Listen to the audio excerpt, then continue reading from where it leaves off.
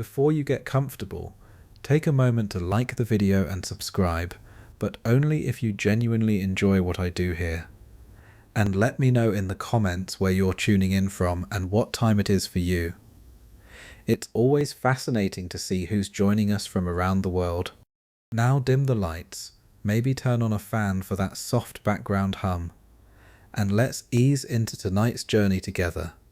We begin tonight in Egypt, and before your brain goes straight to the pyramids and the pharaohs and the gold and the mummies wrapped in linen in their stone sarcophagi, I need you to understand something that most accounts of ancient Egypt get fundamentally wrong. Egypt was not a civilization of death. It was a civilization obsessed with life. The pyramids, the mummies, the elaborate funerary rituals, the books of the dead, all of these were not expressions of a culture fixated on endings.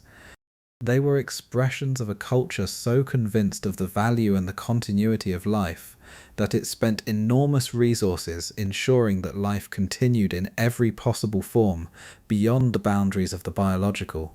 The rules that governed Egyptian society, the strange rules, the ones that make modern people laugh or shake their heads or simply stare in incomprehension, were almost all ultimately in service of that single overriding conviction. Life was good, life was worth preserving. Life was worth organizing an entire civilization around the project of protecting and extending. So if you are ready, let us step into the most enduring civilization the ancient world produced and find out what it was actually like to live there.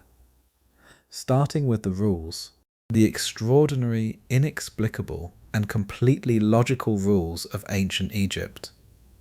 If you wake up as an Egyptian priest in the year 1300 before our era, during the reign of Ramesses II, the great builder whose monuments still stand along the Nile from Luxor to Abu Simbel, the first thing you notice is not the heat or the smell of the river or the sound of the city waking. The first thing you notice is that you cannot eat onions.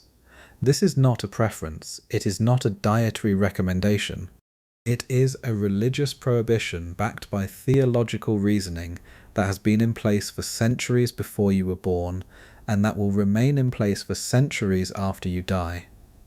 You cannot eat onions, you cannot eat fish, you cannot have sexual intercourse. Not today specifically, but for the entire duration of your period of temple service, which rotates through the priestly classes on a schedule that means you spend roughly 1 month in 3 in a state of ritual purity that prohibits all of these things simultaneously. The reasoning behind the prohibition on onions is one of the most specifically Egyptian pieces of reasoning in the entire corpus of ancient Egyptian religious thought. Onions in the Egyptian theological framework were associated with the moon and with the cyclical nature of time. Their layers, which you reveal one by one as you peel them, were understood as a representation of the layers of time itself, each one concealing the next, each one a skin over something deeper. This made onions ritually powerful in ways that were incompatible with the kind of ritual purity required for temple service. A priest who ate onions was not simply eating a vegetable. He was consuming something that carried a specific theological valence that interfered with the very specific theological state he needed to maintain to perform his functions. The prohibition on fish was more straightforward in its reasoning, if no less strange in its application. Certain species of fish were sacred to specific deities. The Nile perch was sacred to certain aspects of Osiris. The oxyrhynchus fish, a species we now identify as the Mormi reed, was associated with the myth of Set's dismemberment of Osiris, because the oxyrhynchus was said to have eaten the phallus of Osiris when it was thrown into the Nile after Set cut the body into pieces. A priest who ate the oxyrhynchus was therefore ritually consuming something that had consumed a portion of the divine body. The theological logic was precise, even if the practical consequence, which was that certain priests could not eat certain fish, seems bizarre to modern eyes. The prohibition on sexual intercourse during periods of temple service was connected to the broader Egyptian concept of hem, the notion of divine force or power that resided in specific substances and specific states. The priest's role was to serve as an intermediary between the human world and the divine one, to enter spaces and perform actions that brought human beings into contact with divine reality in ways that required the priest's own state to be as refined and as undisturbed as possible. Sexual intercourse was understood to disperse a specific kind of vital energy that needed to be concentrated and directed toward the divine work of temple service. The prohibition was not about sexual morality in the modern sense, it was about energy management in a cosmological sense. These three prohibitions together tell you something important about how Egyptian religious regulation worked that applies across the entire spectrum of Egyptian social regulation. The Egyptians were not making arbitrary rules. They were not imposing restrictions for the sake of imposing restrictions. Every rule in the Egyptian system was connected to a specific theological or cosmological understanding of how the world worked and what was required to keep it working correctly. The rules seem strange when you do not know the cosmological framework. They seem inevitable when you do. The Egyptian priest who could not eat onions or fish or have sex was performing a specific function in a system that the Egyptians believed was literally keeping the universe operational. The universe in the Egyptian understanding was not a self-sustaining mechanism that ran on its own. It was a project that required continuous maintenance through the performance of correct rituals by correctly prepared ritual specialists, at correctly consecrated locations, at correctly determined times. Stop the rituals and the universe stops working, not metaphorically, literally. The sun fails to rise, the Nile fails to flood. The crops fail to grow. The dead fail to find their way to the afterlife. Everything that constitutes existence as the Egyptians understood it depends on the continuous correct performance of the ritual obligations that the priesthood carried. This is why the Egyptian temple was not a place of public worship in the way that a modern church or mosque or synagogue is a place of public worship. The public did not enter the temple. The public was not the audience for the rituals performed inside. The audience was the god whose statue resided in the innermost sanctuary, and to whom the daily rituals of washing, dressing, feeding, and entertaining were directed. The priest was the god's servant, performing the maintenance that the god required to remain present and active in the world. The people outside the temple were the beneficiaries of that maintenance, but not its participants. The daily routine of an Egyptian priest during a period of temple service was structured by a schedule of ritual obligations that governed every hour of the day and night. Before dawn there were ablutions in the sacred lake, the ritual bath that was the physical enactment of the priest's purification. Then the morning ritual in the sanctuary, where the god's statue was uncovered, the seal on the shrine door broken, the curtains drawn back, the god greeted with specific hymns sung in specific ways at specific times. The statue was bathed, dressed in fresh linen, anointed with specific oils, presented with food offerings consisting of bread and beer and vegetables and meat that had been consecrated through specific preparatory rituals. The linen in which the god's statue was dressed was not ordinary linen. It was produced under specific ritual conditions by weavers who maintained their own forms of ritual purity while producing it, consecrated through specific rituals before being used, and changed daily according to a schedule that was itself governed by the ritual calendar. The oil with which the statue was anointed came from specific sources, was prepared in specific ways, and was consecrated through specific formulas. Nothing in the process of maintaining the god's statue was casual or improvised.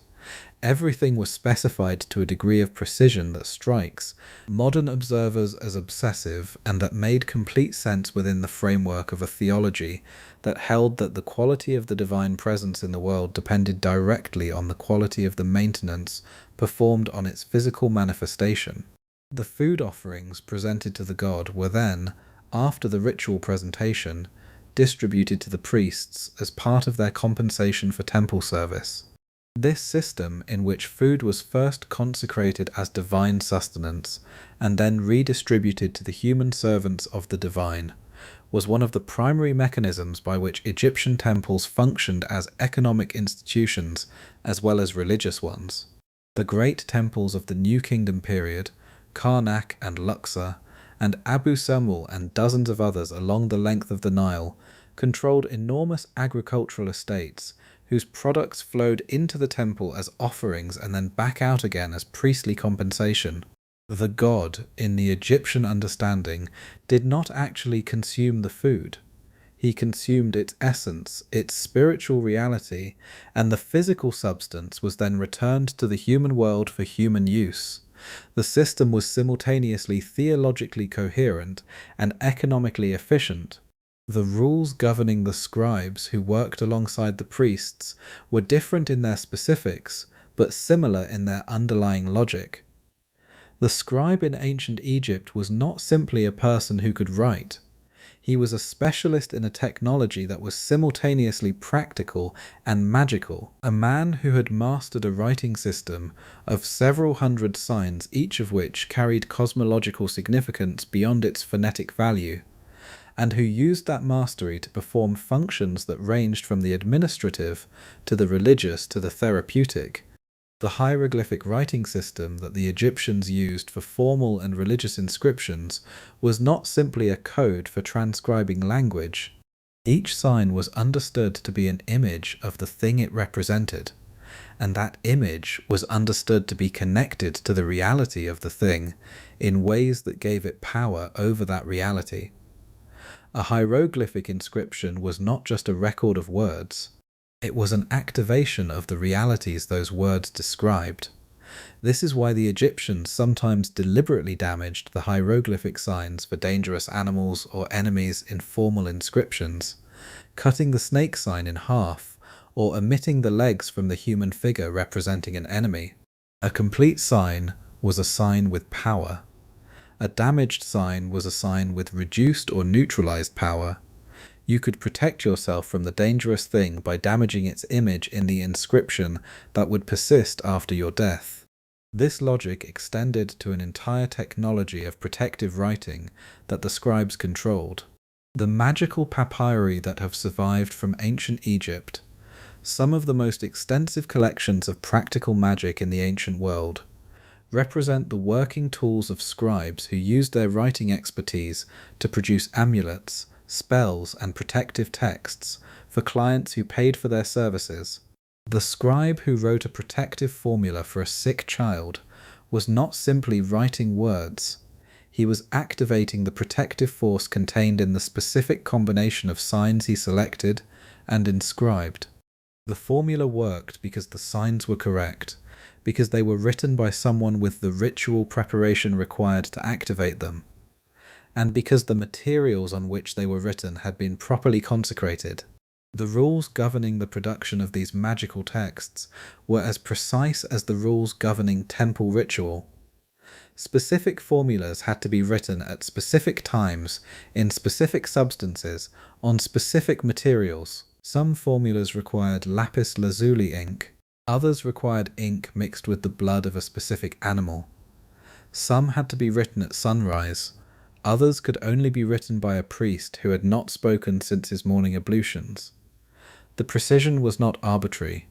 It reflected the Egyptian understanding that magical efficacy depended on the exact replication of the original action that had established the formula's power, usually an action performed by a god in mythological time.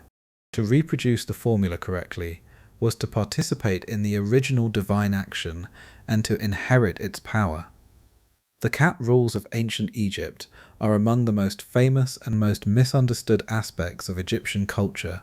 The popular understanding is that cats were worshipped as gods, which is a simplification that loses most of what was actually interesting about the Egyptian relationship with cats. The more accurate description is that cats were understood to embody certain divine qualities, specifically the qualities of the goddess Bastet, who was herself a complex figure combining protective fierceness, maternal warmth, and a specifically feline capacity to see in the dark that made her a powerful mediator between the ordered world of daylight and the dangerous world of night. The rules governing cats in Egyptian society reflected this theological understanding. Cats were not to be harmed under any circumstances. A person who killed a cat, even accidentally, was subject to severe consequences that were not simply legal penalties but theological ones. Killing a cat was not simply property damage or cruelty to an animal, it was an offense against the divine quality that the cat embodied, a violation of the presence of Bastet in the physical world that required ritual remediation regardless of whether the killing was intentional. The Greek historian Diodorus Siculus, writing in the 1st century before our era, records an incident in which a Roman citizen accidentally killed a cat in Egypt and was subsequently killed by an Egyptian mob, despite the efforts of royal officials to prevent it. The incident tells you something important about how seriously the Egyptians took the prohibition. It was not a law with a legal penalty. It was a theological imperative with a communal enforcement mechanism that operated outside the formal legal system. The cat killer was not being punished by the state. He was being corrected by a community that understood the offense as a threat to the divine order that it was everyone's responsibility to protect. The specific rules about what happened to a cat that died of natural causes are equally revealing. Dead cats were mummified. Not all of them, not by individual families, but through a system of professional cat mummifiers who operated at specific sites associated with the worship of Bastet. The cat cemetery at Beni Hassan, excavated in the 19th century, contained hundreds of thousands of mummified cats. The scale of the operation tells you something about both the theological seriousness of the practice and its economic dimensions. Professional mummifiers operating at scale, producing a standardized product for which there was enormous demand, are not the expression of individual piety. They are the expression of a theologically grounded economic system in which the correct treatment of the dead cat was a service that could be purchased and that generated significant revenue for the specialists who provided it. The mummification of cats was not unique. The Egyptians mummified an extraordinary range of animals, including ibises sacred to Thoth, baboons sacred to Thoth, crocodiles sacred to Sobek, falcons sacred to Horus, dogs sacred to Anubis, and literally millions of other creatures whose species connected them to specific divine qualities. The scale of animal mummification in ancient Egypt is one of the more remarkable facts about the civilization, and one that is still not fully understood. The ibis cemetery at Saqqara, associated with the worship of Thoth, contained an estimated 4 million mummified ibises. The logistics of producing 4 million mummified birds, the capture, the killing, the preparation, the wrapping, the storage, represent an industrial operation of considerable scale that was simultaneously a religious practice, an economic activity, and a form of votive offering. The rules governing the Nile and its annual inundation were at the center of Egyptian social organization in ways that shaped almost every other rule the Egyptians had. The Nile flood was not simply a natural phenomenon that Egyptians adapted to. It was a divine event whose correct interpretation and management was one of the primary functions of the Egyptian state. The flood brought the black soil that made the Nile Valley one of the most fertile agricultural environments in the ancient world. It also brought the threat of too much water, which could destroy settlements and crops, or too little water, which could fail to deposit the silt that fertilized the fields.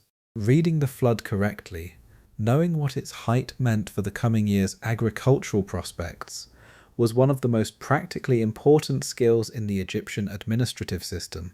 The nilometer, the graduated measurement system installed at various points along the Nile to measure the height of the flood, was both a practical instrument and a ritual object.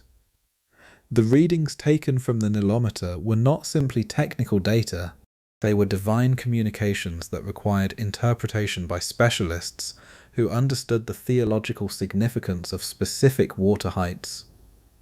A flood that reached the ideal height was an expression of the god Hapi's benevolence toward Egypt. A flood that was too high or too low was an expression of divine displeasure that required ritual response to understand and remediate. The rules governing agricultural activity in Egypt were organized around the 3 seasons that the Nile defined. Akhet, the inundation season, when the fields were flooded and agricultural work was impossible, but when the conscript labor force could be directed to state construction projects. Pereh, the emergent season, when the floodwaters receded and the newly fertilized fields became available for planting. And Shemu, the harvest season, when the crops were gathered and the cycle began again. Each season had its specific ritual requirements, its specific prohibitions, and its specific obligations that were embedded in the calendar maintained by the priestly class. The rules governing the measurement and distribution of agricultural land were among the most practically important regulations in Egyptian society, and they required the application of a mathematical and surveying technology that was itself embedded in a cosmological framework. The flooding of the Nile erased the boundary markers of agricultural plots each year, requiring them to be re-established after the waters receded. This annual process of boundary re-establishment was not simply a land survey. It was a cosmological reordering of the physical world according to principles that had been established at the beginning of time. The rope stretchers, the Egyptian surveyors who stretched their measuring cords across the newly revealed soil to re-establish the field boundaries, were not simply technicians. They were enacting the primordial division of the earth that had separated the world from chaos at creation. The rules about the pharaoh himself are where the Egyptian system of divine regulation reached its most extreme and most fascinating expression. The pharaoh was not a man who ruled as the representative of the gods. The pharaoh was a god.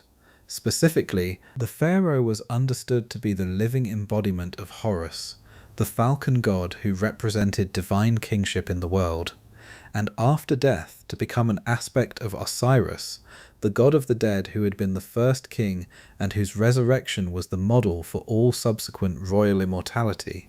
The rules that governed the pharaoh's behavior, diet, appearance, relationships, and death were not rules imposed on a human being by a social system. They were the specifications for the correct functioning of a divine entity in human form. This meant that the pharaoh could not be seen eating in public. A god who was observed performing the biological functions of a human being was a god whose divine status was potentially compromised by the demonstration of human limitation. The pharaoh's meals were consumed in private, behind screens and curtains, out of sight of anyone who might draw incorrect conclusions about the relationship between the divine king and human embodiment. The elaborate public meals depicted in Egyptian ceremonial art were ritual offerings to the pharaoh's divine aspect, not actual meals consumed by a physical body. The physical body ate privately and separately. The pharaoh could not cut his own hair or nails. These biological products were understood to retain a connection to the person from whom they came, and therefore to carry divine power that needed to be handled with appropriate care. The hair and nail clippings of the pharaoh were collected, stored, and ultimately buried with him to ensure that no portion of his divine body remained in the world where it could be misused after his death. The specialists who performed these grooming functions were among the most trusted and most ritually constrained members of the royal household, bound by oaths of secrecy about what they handled, and required to maintain levels of ritual purity comparable to those required of temple priests.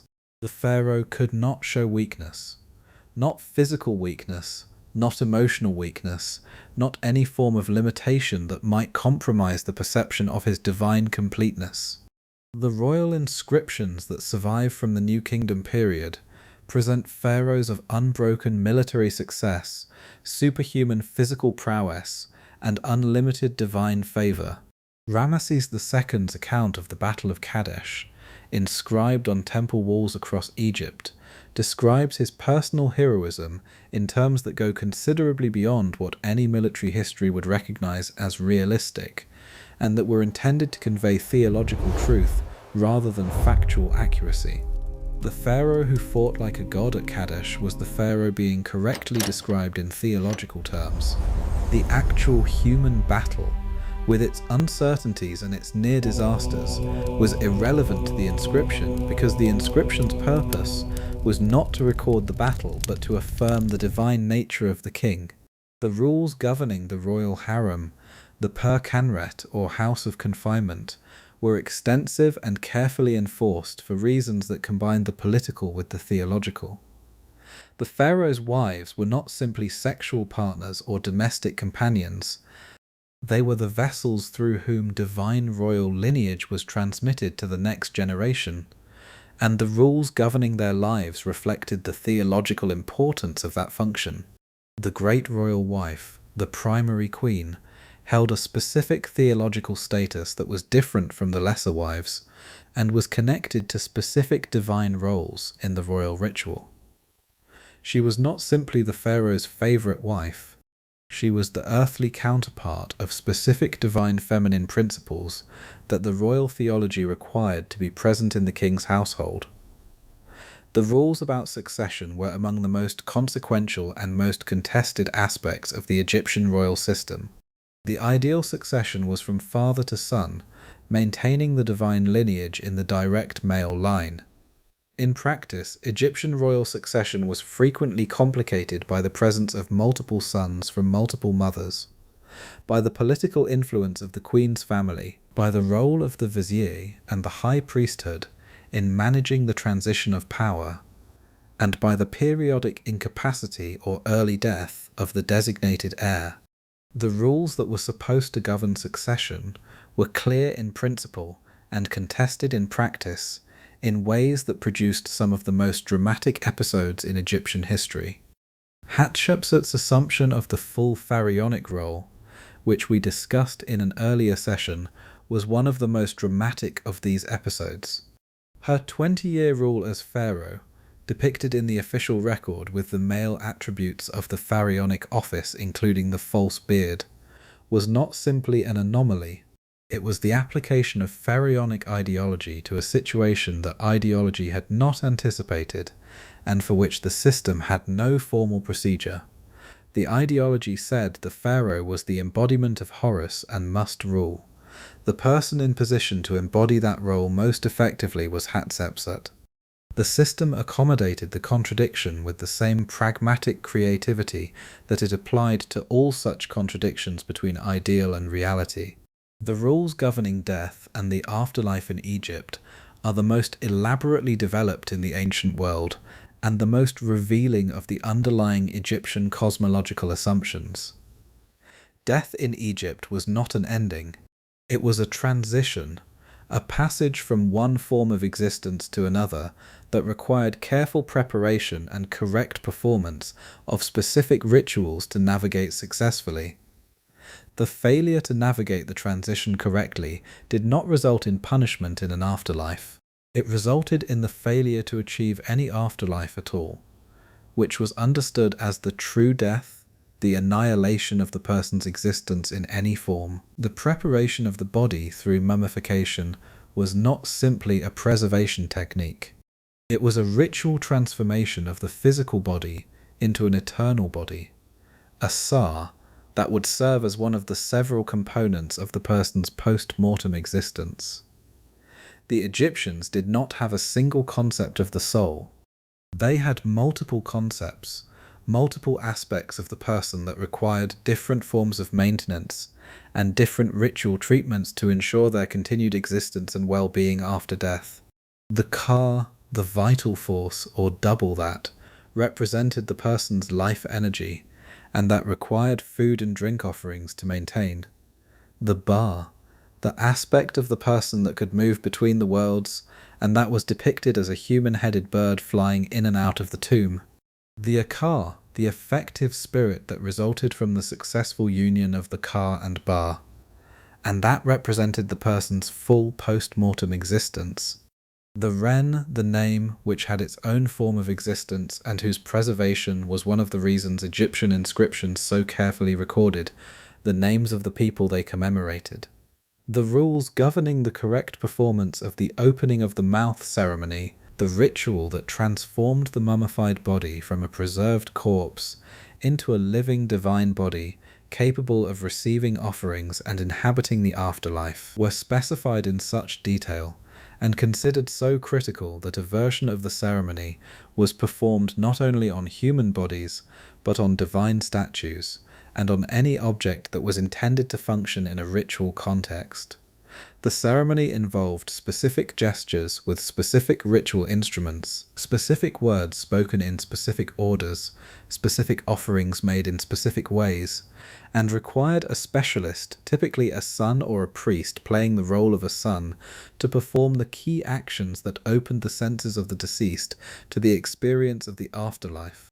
The Book of the Dead, which is not actually a single book but a collection of several hundred spells that evolved over more than 1,000 years and were selected from and personalized for individual clients, was the operational manual for navigating the afterlife. The spells it contained were not prayers or expressions of faith. They were magical formulae, operational instructions for the deceased's passage through the underworld, providing the words and actions needed to pass through specific dangerous points in the journey, to identify oneself correctly to the guardians of the underworld gates, to successfully answer the questions posed at the Hall of Two Truths, where the heart was weighed against the feather of Ma'at. The weighing of the heart was the central judgment scene in Egyptian afterlife theology, and the rules it embodied were the most direct expression of Egyptian ethical understanding available. The heart, which in Egyptian theology was the seat of consciousness, memory, and moral judgment rather than the brain, was placed on a scale opposite the feather of Ma'at, the principle of cosmic truth and order. If the heart balanced with the feather, the deceased was declared justified and admitted to the afterlife. If the heart was heavier than the feather, indicating a life of moral disorder and disruption of Ma'at, the heart was consumed by Amit, the composite monster waiting beside the scale, and the person ceased to exist in any form. The rules that the weighing of the heart enforced were the rules of Ma'at, which were both more and less specific than a legal code. Ma'at was a cosmic principle, not a set of legislated requirements. Living in accordance with Ma'at meant living in ways that maintained the order of the cosmos, which included but was not limited to honesty in dealings with other people, proper performance of religious obligations, fair treatment of those in your power, and the avoidance of specific categories of action that were understood to disrupt the divine order. The negative confession, the ritual declaration that the deceased was required to make before the divine tribunal in the Hall of Two Truths, specified 42 statements of non-commission. I have not stolen, I have not killed, I have not lied, I have not cheated in the weighing of grain. I have not spoken ill of the king. I have not polluted the sacred waters. Each statement was addressed to a specific divine judge associated with a specific aspect of Ma'at, and the complete declaration covered the full range of the moral failures that Egyptian society considered most damaging to the cosmic order. The rules about the construction of tombs reveal the economic and social structure of Egyptian society, with a clarity that almost no other type of evidence can match. The scale of tomb construction that an Egyptian individual could achieve was a direct function of their social position and their accumulated resources, and the rules governing tomb construction were therefore the rules that organized social hierarchy in its most enduring physical expression. The pharaoh's tomb, the pyramid in the Old Kingdom, and the rock-cut tomb in the Valley of the Kings in the New Kingdom was the grandest expression of the royal capacity to mobilize resources and to translate that capacity into eternal architectural form. The tombs of the nobles and the officials who served the pharaoh were smaller in scale, but similarly organized around the principle that the quality of the post-mortem existence was directly connected to the quality of the tomb that housed the essential aspects of the person. The workers who built the royal tombs in the Valley of the Kings lived in a village called Deir el-Medina, which is one of the best documented communities in the ancient world, precisely because its literate inhabitants left behind an enormous quantity of texts, covering everything from work, schedules to personal letters to legal disputes to love poetry, to records of absence from work due to illness or the celebration of festivals. The rules that governed this community were enforced by a foreman who reported to the vizier, and they covered the work schedule, the distribution of materials, the allocation of skilled roles among the workmen, and the resolution of disputes between community members. The disputes recorded in the Deir el-Medina texts give us an unusually direct window into the practical application of Egyptian legal principles at the community level.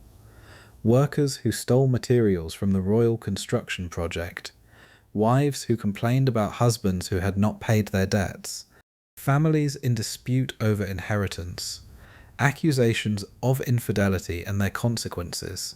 All of these were brought before the local tribunal, the Kenbet, which heard evidence and rendered judgments according to principles that combined the general Egyptian commitment to Ma'at as the standard of correct behavior with the specific regulations that governed the royal construction project. One of the most remarkable features of the Deir el-Medina records is the evidence for workers' collective action. The workers at the royal tombs went on strike at least twice during the reign of Ramesses III in the 20th dynasty, refusing to work because their grain rations had not been delivered on time.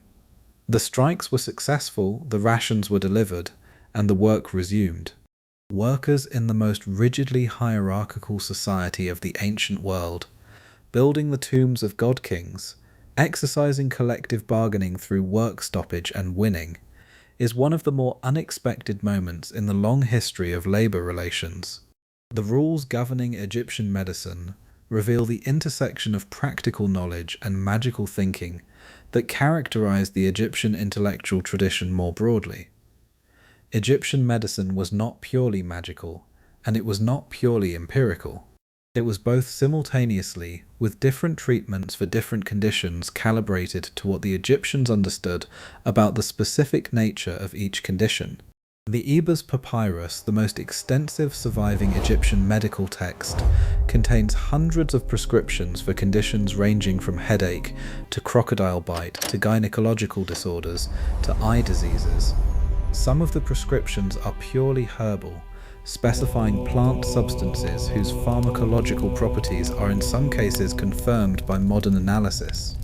Others include ritual elements, words to be spoken over the preparation, gestures to be made during its application, invocations of specific deities associated with the type of illness being treated. The combination was not incoherence. It was a systematic application of everything the Egyptians understood about how illness worked and how it could be treated, which included both the physical dimension of the body and its disruption, and the divine dimension of the forces that maintained or disrupted bodily function. The rules governing Egyptian surgery were similarly systematic.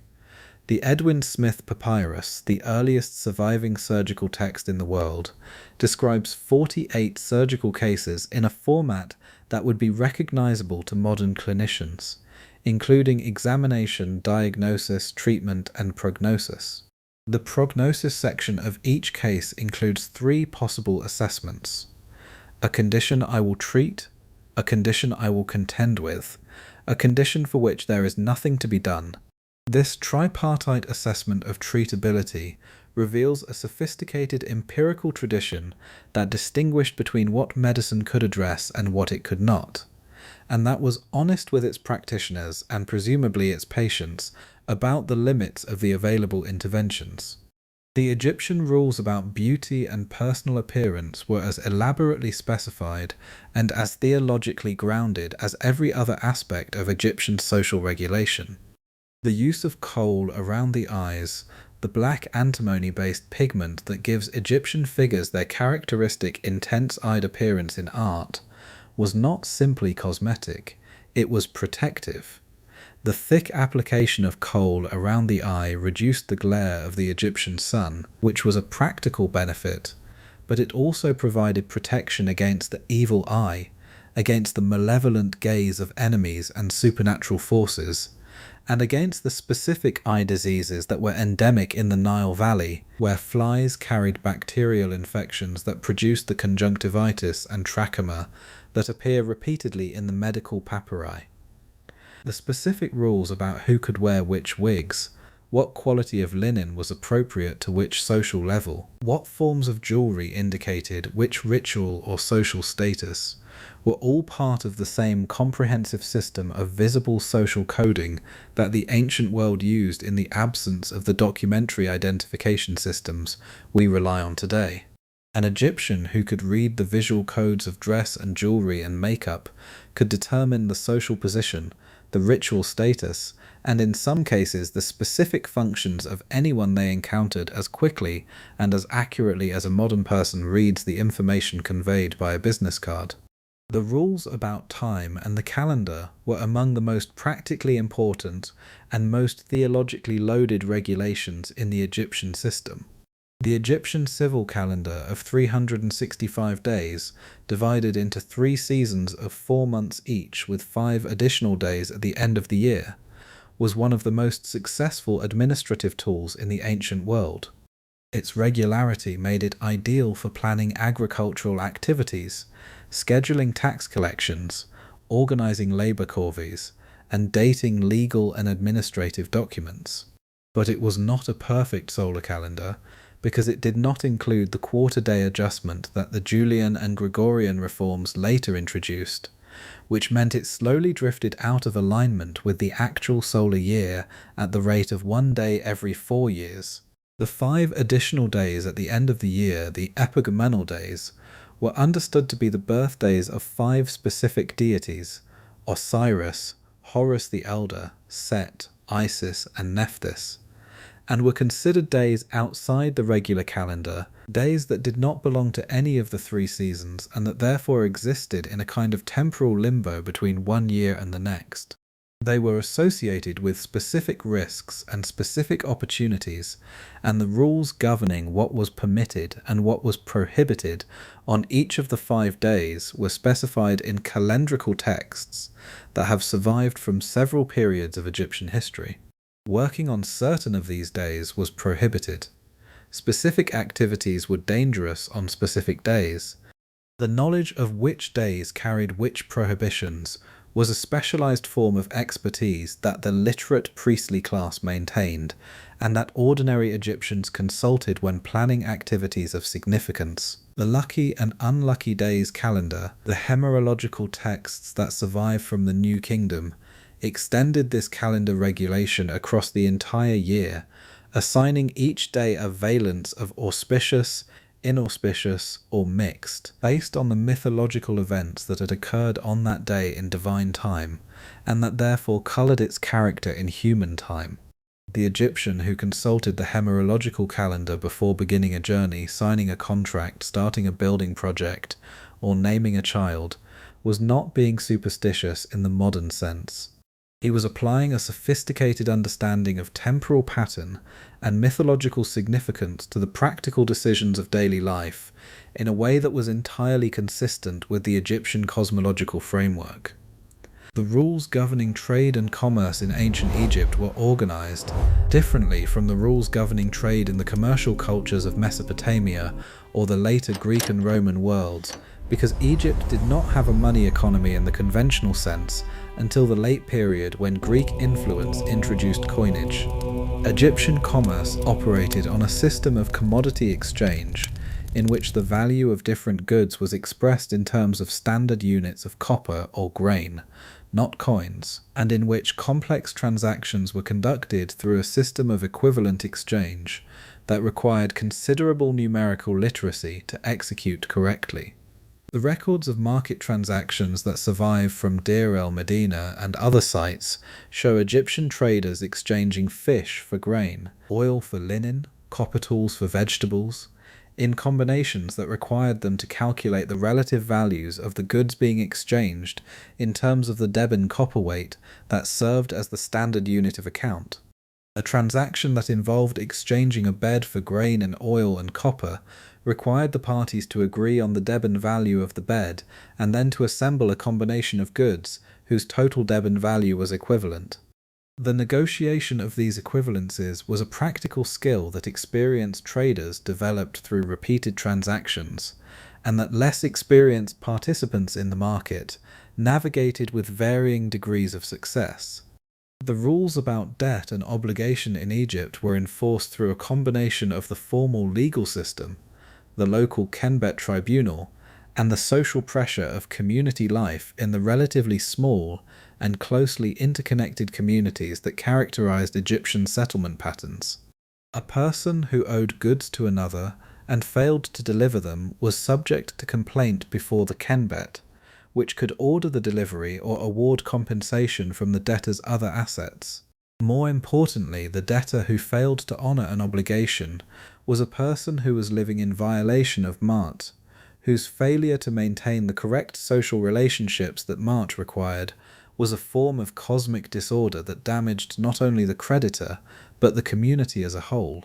This framing of debt default as a violation of cosmic order, rather than simply a civil wrong, gave the Egyptian social system a form of moral pressure that operated alongside the formal legal mechanisms, and that in many cases was more immediately powerful than any legal proceeding.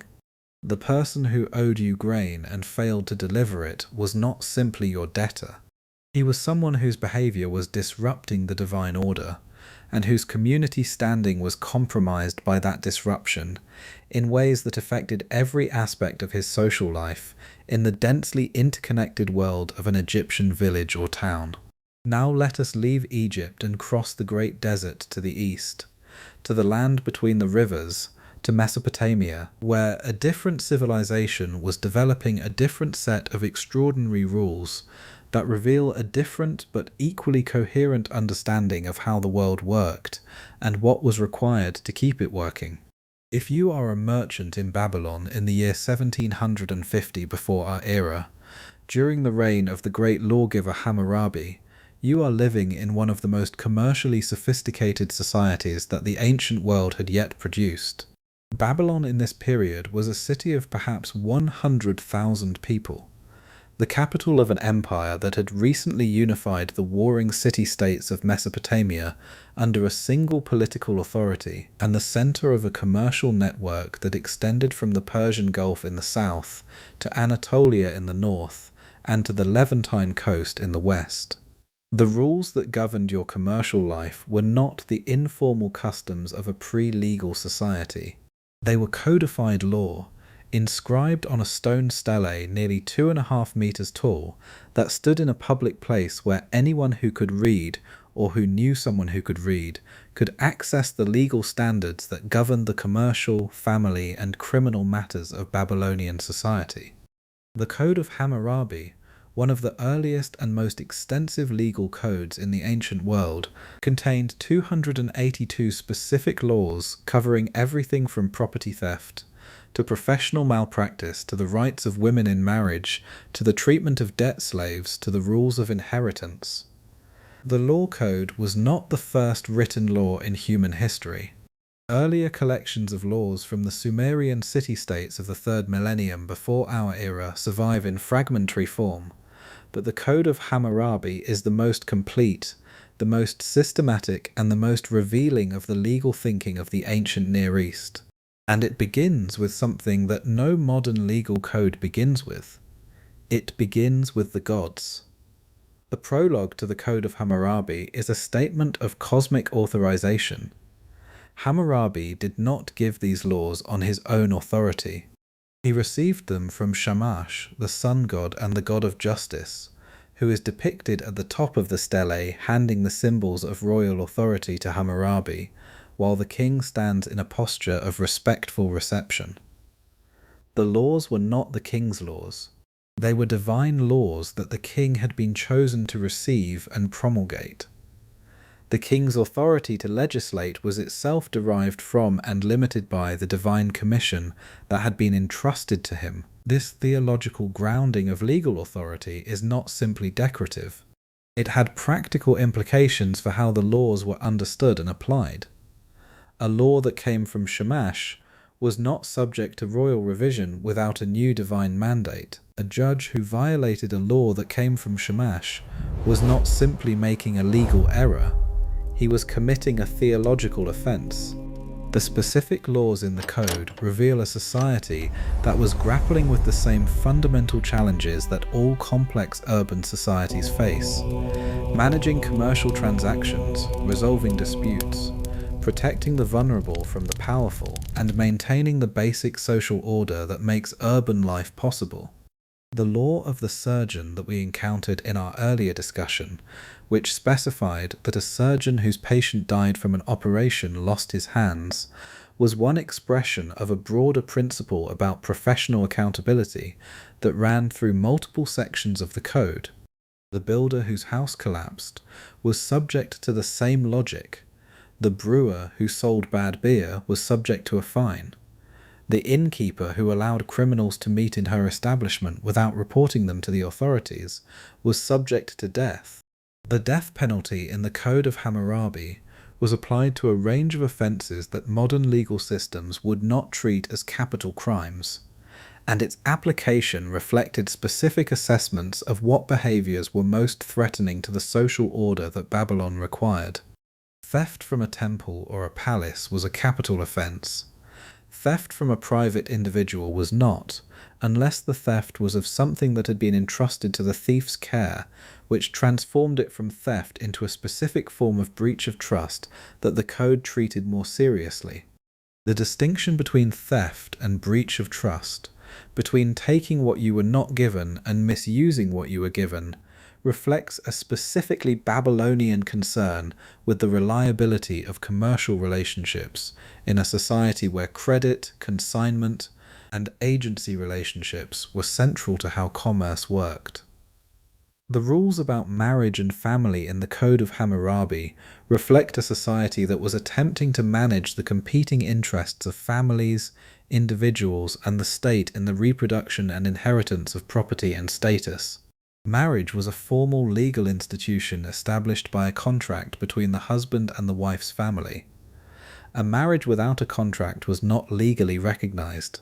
The contract specified the terms of the marriage, including the bride price paid by the groom to the bride's family, the dowry contributed by the bride's family to the new household, and the conditions under which the marriage could be dissolved.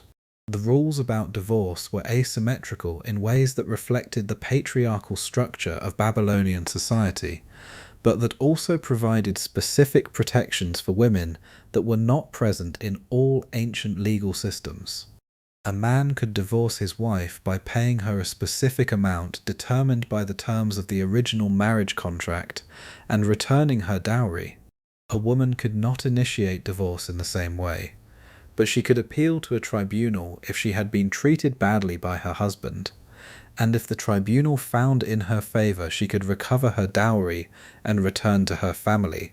The woman who sought divorce without good cause, however, could be thrown in the river, which was the Babylonian code's way of saying that the legal system did not recognise a right to no-fault divorce for women.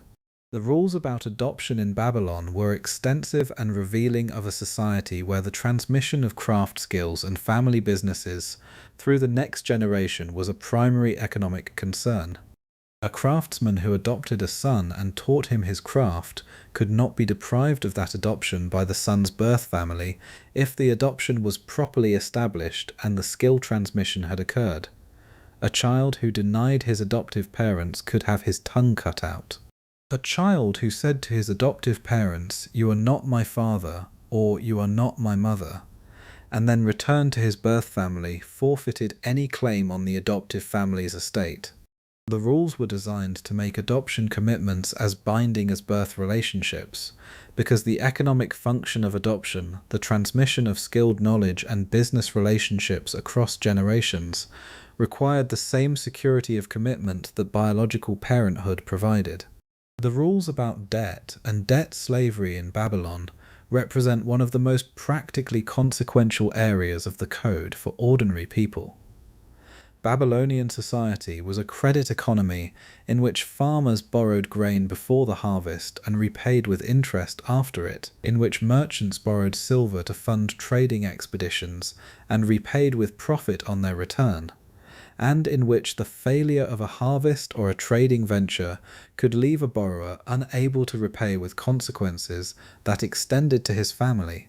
The code specified that a creditor could take a member of the debtor's family, wife, son, or daughter, as a debt pledge, but that the pledge could only be held for 3 years before they had to be released, regardless of whether the debt had been repaid. The 3-year limit on debt slavery was a protection that the code provided against the permanent reduction of free persons to servile status through debt, and it reflected a recognition that the accumulation of permanent debt slaves was damaging to the social fabric in ways that the 3-year limit was intended to prevent. The rules governing the tavern industry in Babylon are among the most surprising in the code for modern readers, because they reveal a society in which taverns, primarily run by women called alewives, were central social institutions that served functions well beyond the simple provision of alcohol. The Babylonian tavern was a place of commercial transactions, social networking, political discussion, and in some cases religious observance. The alewife who ran the establishment was therefore a figure of considerable social importance, and the rules governing her conduct reflect that importance.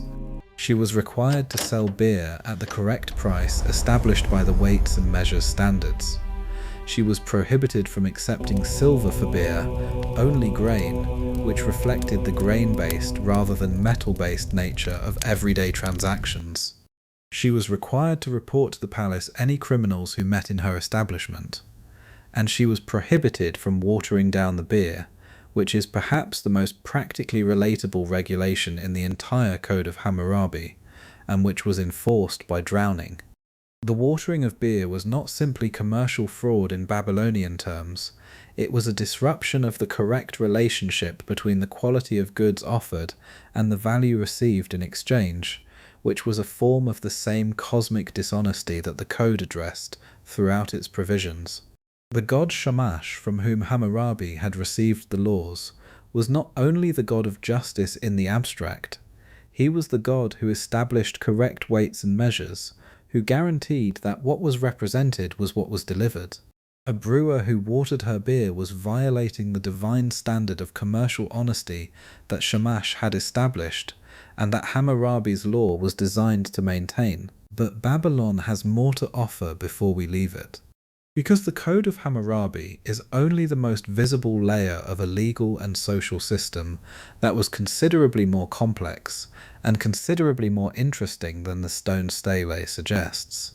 The daily life of Babylonian society was governed not just by the royal code, but by a dense web of local custom, commercial practice, temple regulation and family tradition that the code intersected with, rather than replaced. And some of the most revealing rules in Babylonian society were not in the code at all. They were in the contracts. Babylonian society was extraordinarily contractual. The literate urban population of Mesopotamia had been producing written contracts for at least 1,000 years before Hammurabi, and the tradition of formalizing commercial, family, and social relationships through written documents witnessed by officials and stored in archives was so deeply embedded in Babylonian culture that virtually every significant transaction was recorded in clay. The archives that have survived from Babylonian cities, including the Great Archive at Sippar and the family archives from Nippur and contain tens of thousands of individual contract tablets covering loans, sales, rentals, marriages, adoptions, apprenticeships, partnerships, and the resolution of disputes. These contracts reveal a society operating at a level of commercial sophistication that is genuinely surprising for a civilization of 3,700 years ago. The loan contracts specify interest rates that were regulated by law but negotiated within those regulations. The partnership contracts specify how profits and losses were to be shared between the partners and what happened if one partner died or became incapacitated during the period of the partnership. The apprenticeship contracts specify what skills the master was obligated to teach, how long the training period would last, what compensation the apprentice's family would receive if the master failed to fulfill his teaching obligations, and what happened if the apprentice ran away before the training was complete. The rules about interest rates in Babylonian commercial law were among the most practically important regulations in the society and among the most carefully enforced. The Code of Hammurabi specified maximum interest rates of 20% per year for silver loans and 33.33% per year for grain loans. These rates were not low by modern standards, but they represented caps on what would otherwise have been a market in which lenders could charge whatever the desperate borrower would accept. The enforcement of interest rate caps required a system of price monitoring that involved both the formal legal apparatus and the informal social pressure of a community in which most lending relationships were between people who knew each other and whose reputations were ongoing social concerns. The specific rate differential between silver and grain loans reflected a sophisticated understanding of the different risk profiles of different types of lending. Grain loans were made before the harvest and repaid after it, which meant they were exposed to the agricultural risk of a bad harvest in ways that silver loans were not. The higher permitted interest rate on grain loans compensated lenders for this additional risk. The mathematical reasoning embedded in the Babylonian interest rate regulation represents one of the earliest examples in the historical record of what modern economists call risk-adjusted pricing, the principle that higher risk lending justifies higher interest rates as compensation for the additional uncertainty. The rules about the karu, the trading colony, are one of the more remarkable features of the Babylonian commercial world. Babylonian merchants established formal trading colonies in distant cities, particularly in Anatolia, where the remains of the Assyrian trading colony at Kanish have preserved an extraordinary archive of commercial correspondence and contracts from the early 2nd millennium before our era. The merchants who operated in these colonies maintained family businesses across distances of hundreds of kilometers, with the senior partner managing the home base and junior partners or agents conducting business in the distant colonies, all connected by a system of commercial correspondence that was written on clay tablets and carried by messengers who traveled the trade routes between Mesopotamia and Anatolia. The rules that governed these long-distance commercial relationships were essentially private commercial law developed by the merchant families themselves and enforced through the combination of formal legal proceedings when disputes arose and the informal social pressure of a close-knit commercial community in which reputation was the primary form of credit. A merchant whose letters from Kanesh reveal him promising deliveries of tin and cloth that he then failed to make, whose associates write back to Mesopotamia complaining that he has not honored his commitments, was a merchant whose commercial relationships were being damaged in ways that would affect his ability to conduct business for years.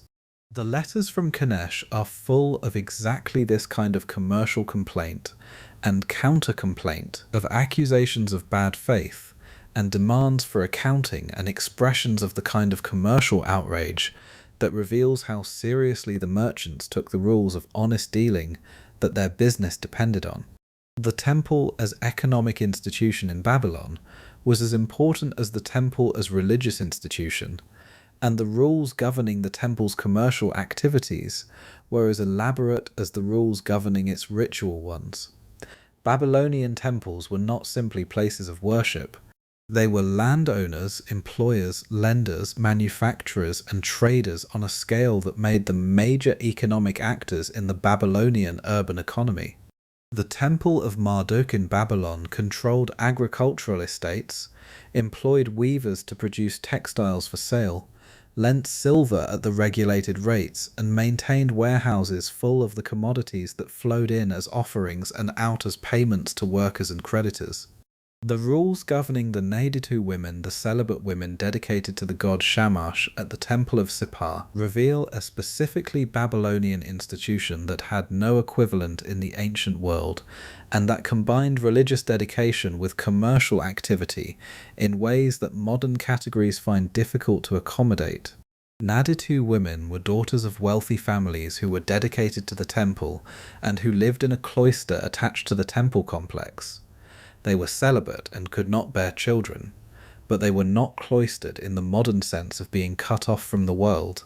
They could own property, conduct commercial transactions, manage agricultural estates, lend money, and engage in litigation before the courts. The Sippar archive contains hundreds of documents recording the commercial activities of individual Naditu women who were operating as independent economic actors within the framework of their religious dedication.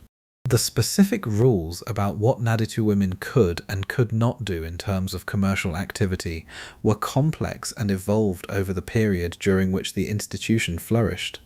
They could lend, but at the regulated rates. They could own agricultural land but had to ensure its cultivation through tenancy arrangements, rather than through their own labour. They could adopt daughters who would continue their religious role and inherit their property. They could not marry and could not bear children, but they could have a relationship with a brother or other male relative who managed their business affairs, and the evidence from the archive suggests that these family relationships were often warm and mutually supportive, rather than purely functional. The Naditu institution tells you something important about Babylonian society's relationship with the economic power of women, that the Code of Hammurabi alone does not convey. A society that had developed a formal institution in which wealthy women could exercise significant independent economic power within a religious framework was a society that had found a way to accommodate female economic agency within the constraints of a patriarchal social structure. The constraints were real. The women who became Naditu gave up marriage and children. But within those constraints, they exercised a form of economic independence that was genuinely unusual in the ancient world. Now we travel west and north, crossing the mountains of Anatolia and the plains of the Levant, to arrive in the city that was for more than 6 centuries one of the most powerful and most sophisticated centres of political and cultural life in the world. We arrive in Constantinople, the capital of the Ottoman Empire, in the year 1550, during the reign of Suleiman the Magnificent, when the empire stretched from the gates of Vienna in the west to the Persian Gulf in the east, from the Black Sea in the north to the Sahara in the south, encompassing the former territories of Rome, Byzantium, the Abbasid Caliphate, the Mamluk Sultanate, and dozens of other political entities that had preceded it. If you are a subject of the Ottoman Empire in 1550, the first thing you need to understand is the millet system, because the millet system determined almost everything about how your daily life was organized and what rules governed it. The Ottoman Empire was home to populations of Muslims, Christians, and Jews, speaking dozens of languages and following dozens of legal traditions.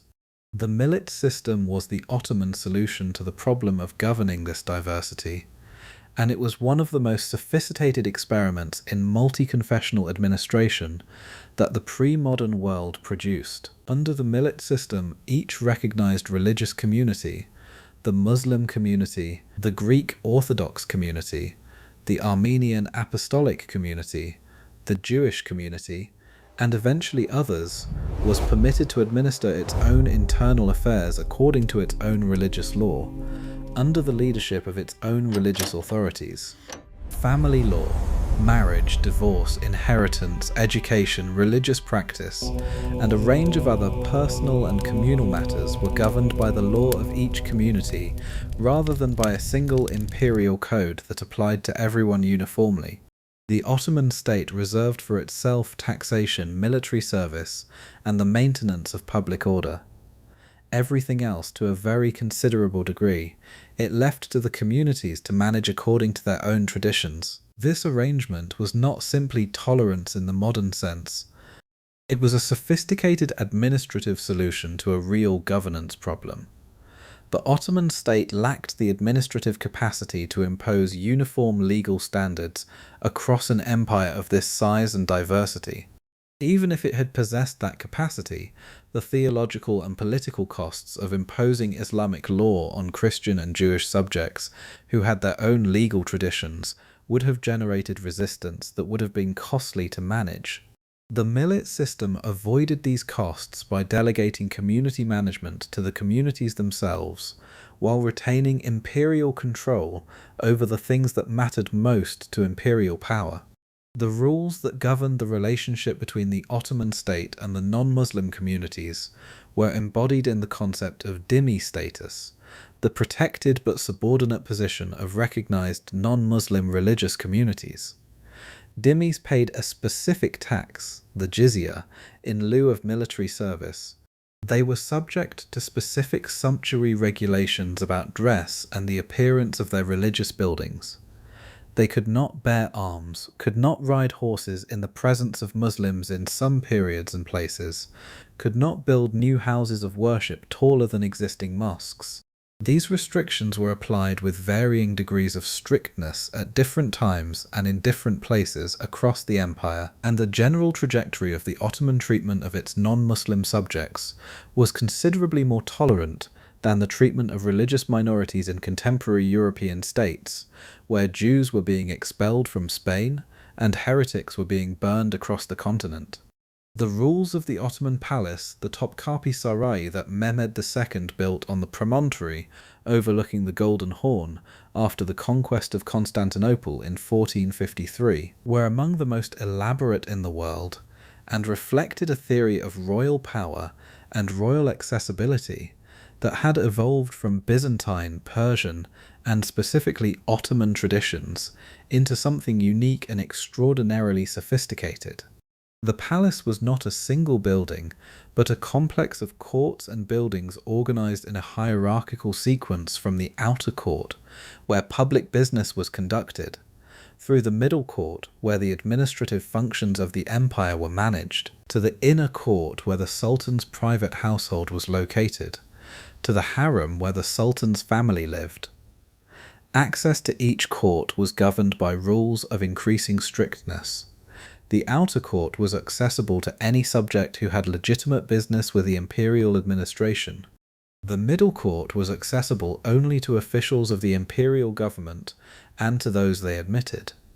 The inner court was accessible only to the sultan's personal household staff, and the harem was accessible to no man except the sultan himself, his sons, and the court of eunuchs who served as the intermediaries between the women's world of the harem and the men's world of the outer palace. The rules governing the harem were not primarily about the sultan's sexual life, though the harem was the residence of the sultan's concubines and any children born to them. They were about the management of succession, which was the most dangerous and most consequential political problem in the Ottoman system. Ottoman succession was not governed by strict primogeniture. The sultan was succeeded by the most capable of his sons, which meant that his death typically triggered a succession struggle in which the competing princes eliminated each other until one survivor remained. This system, brutal as it was, had the advantage of producing rulers who had proven their political and military competence in the process of winning the succession. It had the disadvantage of producing successions that were bloody, destabilizing, and that gave the empire's enemies an opportunity to act during the period of internal conflict. The fratricide law attributed to Mehmed II, which permitted the new sultan to execute all his brothers upon accession to prevent future challenges to his authority, was the Ottoman system's brutal solution to the succession problem. A sultan who had eliminated his brothers had eliminated the most immediate sources of dynastic instability. The rule was applied with varying degrees of strictness at different times, but the principle it expressed, that the stability of the empire was worth the cost of fraternal blood, was applied consistently enough to have shaped Ottoman dynastic history in fundamental ways for more than 2 centuries. The rules governing the devshirme, the periodic levying of boys from the Christian communities of the empire to be trained as imperial servants, were among the most distinctive and most debated features of the Ottoman system. The devshirme, which means collection in Turkish, was a system in which boys between the ages of 8 and 18 from Christian villages in the European provinces of the empire were periodically taken from their families, converted to Islam, and brought to Constantinople to be trained as soldiers, administrators, and palace servants. The boys who showed the greatest physical and intellectual promise were selected for training in the palace schools, where they received an education that combined Islamic religious instruction with military training, the study of Ottoman administrative practice, and languages. The most capable graduates of the palace schools could rise to the highest positions in the Ottoman state, including the position of Grand Vizier, the second most powerful person in the empire. The rules governing the selection of devshirme recruits were specific and carefully observed. Only boys from Christian families were eligible, not Jews, not the children of Muslims, not the sons of craftsmen who practiced essential trades that would be disrupted by their absence, and after an initial period, not the sons of men who had already served in the devshirme. The boys were examined by imperial agents who assessed their physical health, their intelligence, and their family backgrounds. Those selected were taken from their families, sometimes with the consent of the families, who understood that the devshirmes offered their sons opportunities for advancement that were otherwise unavailable to Christian subjects of the empire, and sometimes against the resistance of families who had no desire to lose their sons to the Ottoman imperial system. The devshirme system was a form of compulsory service that was simultaneously a mechanism of social mobility. The Christian boy taken from a village in the Balkans who rose through the palace schools to become a general or an administrator had achieved a social elevation that would have been impossible for him in any other circumstance. His conversion to Islam and his integration into the Ottoman imperial system were not understood within the devshirme framework as losses of identity, but as transformations of identity. He became an Ottoman, which was a specific kind of person with specific skills, specific loyalties, and specific opportunities that no other kind of person in the empire possessed. The rules governing the Janissaries, the elite infantry corps that was the military product of the devshirme system, were among the most elaborately codified in the Ottoman military tradition. The Janissaries were organized around the concept of a specific identity that was defined by their origin in the devshirme, their conversion to Islam, their training in the palace system, and their loyalty to the sultan as the source of their identity and their status. This identity was made visible through specific dress regulations, specific behavioral codes, and specific privileges that distinguished the Janissaries from every other military and social group in the empire. The Janissary prohibition on marriage during the early period of the corps was one of the most consequential rules in the system. A Janissary who could not marry could not establish a family whose interests would compete with his loyalty to the corps and ultimately to the sultan. His identity was the corps. His household was the barracks. His family was the Janissary brotherhood. The prohibition on marriage was the Ottoman equivalent of the Spartan prohibition on living with one's wife before age 30, using the same logic of using social isolation from family to concentrate loyalty on the military unit and the state it served. When the prohibition on marriage was relaxed in the 17th century, and Janissaries were permitted to marry and to enroll their own sons in the corps, rather than relying on the devshirme for recruitment, the character of the Janissaries changed in ways that gradually undermined their effectiveness as an elite military force. A corps of married men with families and hereditary membership was a corps of men with interests beyond the Sultan's service, interests that could be mobilized against the Sultan as easily as for him. The history of the later Janissaries, of their increasingly frequent interventions in Ottoman politics, their overthrow of sultans who attempted to reform them, their resistance to every military modernization effort, is the history of an institution that had lost the specific social conditions that made it effective and that had become instead a self-interested corporation with the power to veto its own reform. The rules governing Ottoman commerce and the guild system, the esnaf, were elaborately developed and managed by a combination of state regulation and guild self-governance that produced a specifically Ottoman commercial culture with its own aesthetic, its own ethical standards, and its own forms of social organization. The Ottoman Guild was not simply a trade association, it was a religious brotherhood, connected to specific Sufi orders whose spiritual authority underlay the ethical obligations of the craft, and a social community that governed the behavior of its members in both commercial and personal spheres. The rules about quality standards in Ottoman craft production were enforced by a combination of guild inspectors, the ihtisab officials who were responsible for maintaining market order under the authority of the Islamic principle of fair dealing, and the market judge, the muhtasib, whose responsibilities combined what modern jurisdictions would split between a consumer protection agency and a commercial court. The muhtasib inspected goods, verified weights and measures, investigated complaints of fraud or poor quality, and had the authority to confiscate goods and fine or punish producers and sellers who violated the standards his office maintained.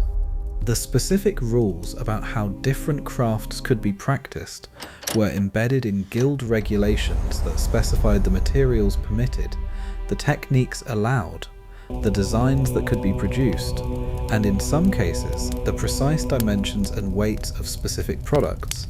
The rules about who could practice a craft were enforced by the guild admission process, which required an apprenticeship of specified length, the demonstration of competence through the production of a qualifying piece, and the payment of fees to the guild organization. The rules about where a craft could be practiced reflected the Ottoman urban planning tradition of locating specific crafts in specific areas of the city, the Hans and Bezestans that organized commercial activity spatially as well as categorically. The rules governing the coffee house, the kahvane, which appeared in Ottoman cities in the mid-16th century and spread rapidly across the empire and then to Europe, were the subject of considerable regulatory attention because the coffee house was immediately recognized as a new kind of social space that had implications for the public order that the Ottoman authorities were accustomed to managing. The coffee house was a place where men gathered outside the home, outside the mosque, and outside the guild structure to drink a new stimulant beverage, to play games, to hear music, to discuss news and politics, and to engage in the kind of informal sociality that the traditional spaces of Ottoman urban life, the mosque, the hammam, the guild meeting, did not easily accommodate. The attempts to regulate or suppress the coffee house in the 16th and 17th centuries reflect a recurring tension in Ottoman political culture between the state's desire to control public spaces and the population's desire for new forms of social life. Coffee houses were periodically closed by sultans who feared that they were centers of political dissent, criticized by religious authorities who disapproved of coffee as an intoxicant and the coffee house as an alternative to the mosque, and defended by jurists who argued that coffee was not prohibited by Islamic law and that the social benefits of the coffee house outweighed its risks. The coffee houses survived and multiplied because they were meeting a genuine social need that no existing institution satisfied, and their survival in the face of periodic suppression is a small but revealing example of how Ottoman social regulation actually worked in practice, which was less through the effective enforcement of prohibitions than through the accommodation of practices that proved too deeply embedded in social life to be successfully eliminated. The rules governing the Ottoman hammam, the public bath, were important not just as hygiene regulation but as social regulation in the fullest sense. The hammam was one of the primary public social spaces of Ottoman urban life, and the rules governing its use reflected the complex negotiations between class, gender, and religious community that structured Ottoman urban society. Men and women bathed in separate facilities or at separate times. Different social classes occupied different sections of the hammam. Non-Muslims used the same facilities as Muslims, but sometimes at different times. The hammam was simultaneously a place of physical cleansing, a place of social interaction, a place of economic transaction where servants and entertainers worked, and a place of gossip and information exchange that connected the otherwise separated worlds of different communities within the Ottoman city. The rules governing the Ottoman court ceremony were as elaborate as those of any court in the world, and were organized around the principle of the Sultan's divine-like inaccessibility that was simultaneously a theological statement and a practical management tool. The Sultan did not speak directly to his subjects in the ordinary course of business. He communicated through intermediaries, through the Grand Vizier who conducted business with ambassadors and officials, through the chief black eunuch who managed communication with the harem, through the various officials of the inner palace who transmitted messages and requests in both directions. The elaborate protocol of the imperial divan, the council that managed the business of the empire while the Sultan observed from behind a latticed window, was designed to maintain the fiction of the Sultan's transcendence, while allowing the practical work of government to proceed. The rules about gift-giving and bribery in the Ottoman system are among the most revealing and most practically important aspects of how the empire actually functioned, as opposed to how it was supposed to function in theory. The formal structures of the Ottoman state were organized around the principle of the Sultan's justice, the impartial application of Ottoman law by trained officials who served the state rather than themselves. In practice, the Ottoman administrative system was also organized around a complex system of gift-giving and payment that connected every level of the hierarchy from the Grand Vizier down to the local tax collector, and that reflected a different but equally coherent understanding of how administrative relationships were supposed to work. The concept of the peshkesh, the gift presented to a superior upon assuming office or seeking a favour, was formally distinct from bribery in the Ottoman legal understanding. A peshkesh was a recognized form of acknowledgement that a position or a favour had value, and its payment was understood as part of the legitimate exchange that characterized the relationship between patron and client in Ottoman administrative culture. The official who received a peshkesh was not corrupting the system. He was participating in a recognized form of the patron-client relationship that structured most social interaction in the empire. The line between the peshkesh and actual bribery was real in principle and frequently unclear in practice, and the Ottoman legal tradition generated substantial jurisprudential discussion about where that line should be drawn. The rules about the tax farming system, the iltizam, which was the Ottoman method of collecting most of its revenues during the later periods of the empire, were among the most consequential economic regulations in Ottoman history and the source of some of the most dramatic abuses of the system.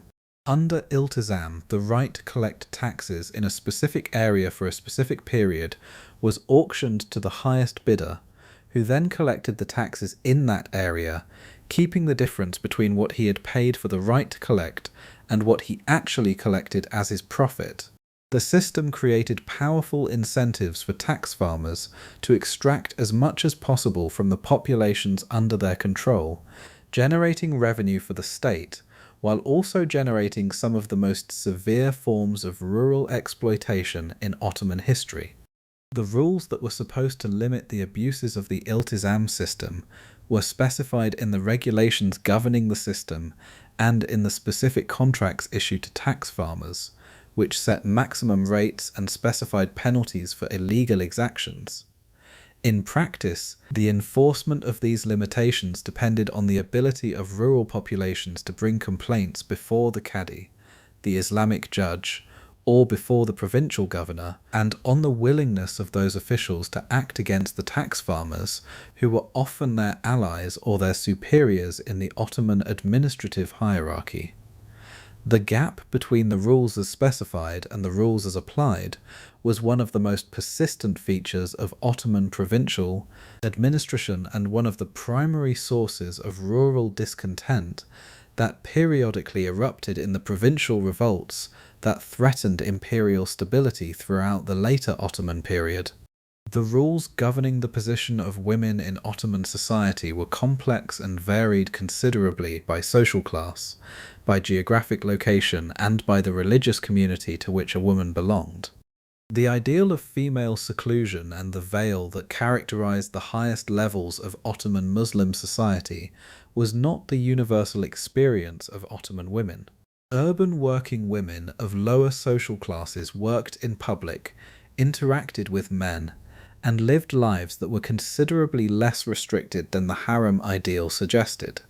Rural women in the agricultural villages that made up the majority of the empire's population worked alongside men in the fields, and participated in the economic and social life of their communities, in ways that bore little resemblance to the urban elite ideal. The rules about the veil in Ottoman society were class markers as much as gender markers.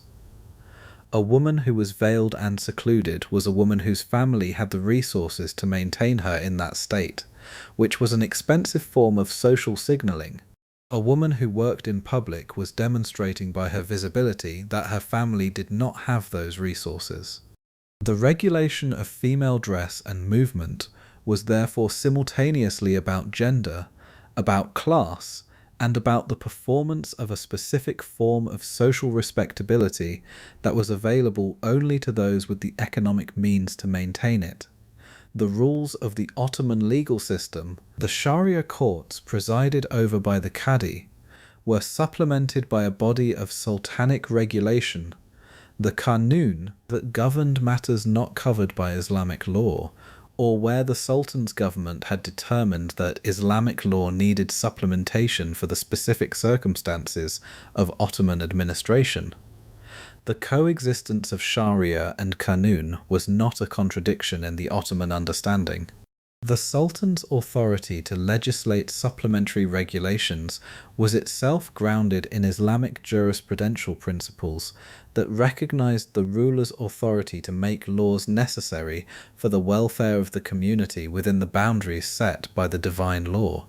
The specific Qanun regulations that governed Ottoman commercial life, military organization, land tenure, taxation, and criminal procedure were collected and codified by Suleiman the Magnificent in the mid-16th century in a comprehensive legal reform that earned him the epithet Kanuni, the lawgiver, among his Ottoman subjects, even as he was being called magnificent by the Europeans who were simultaneously awed and terrified by his military campaigns.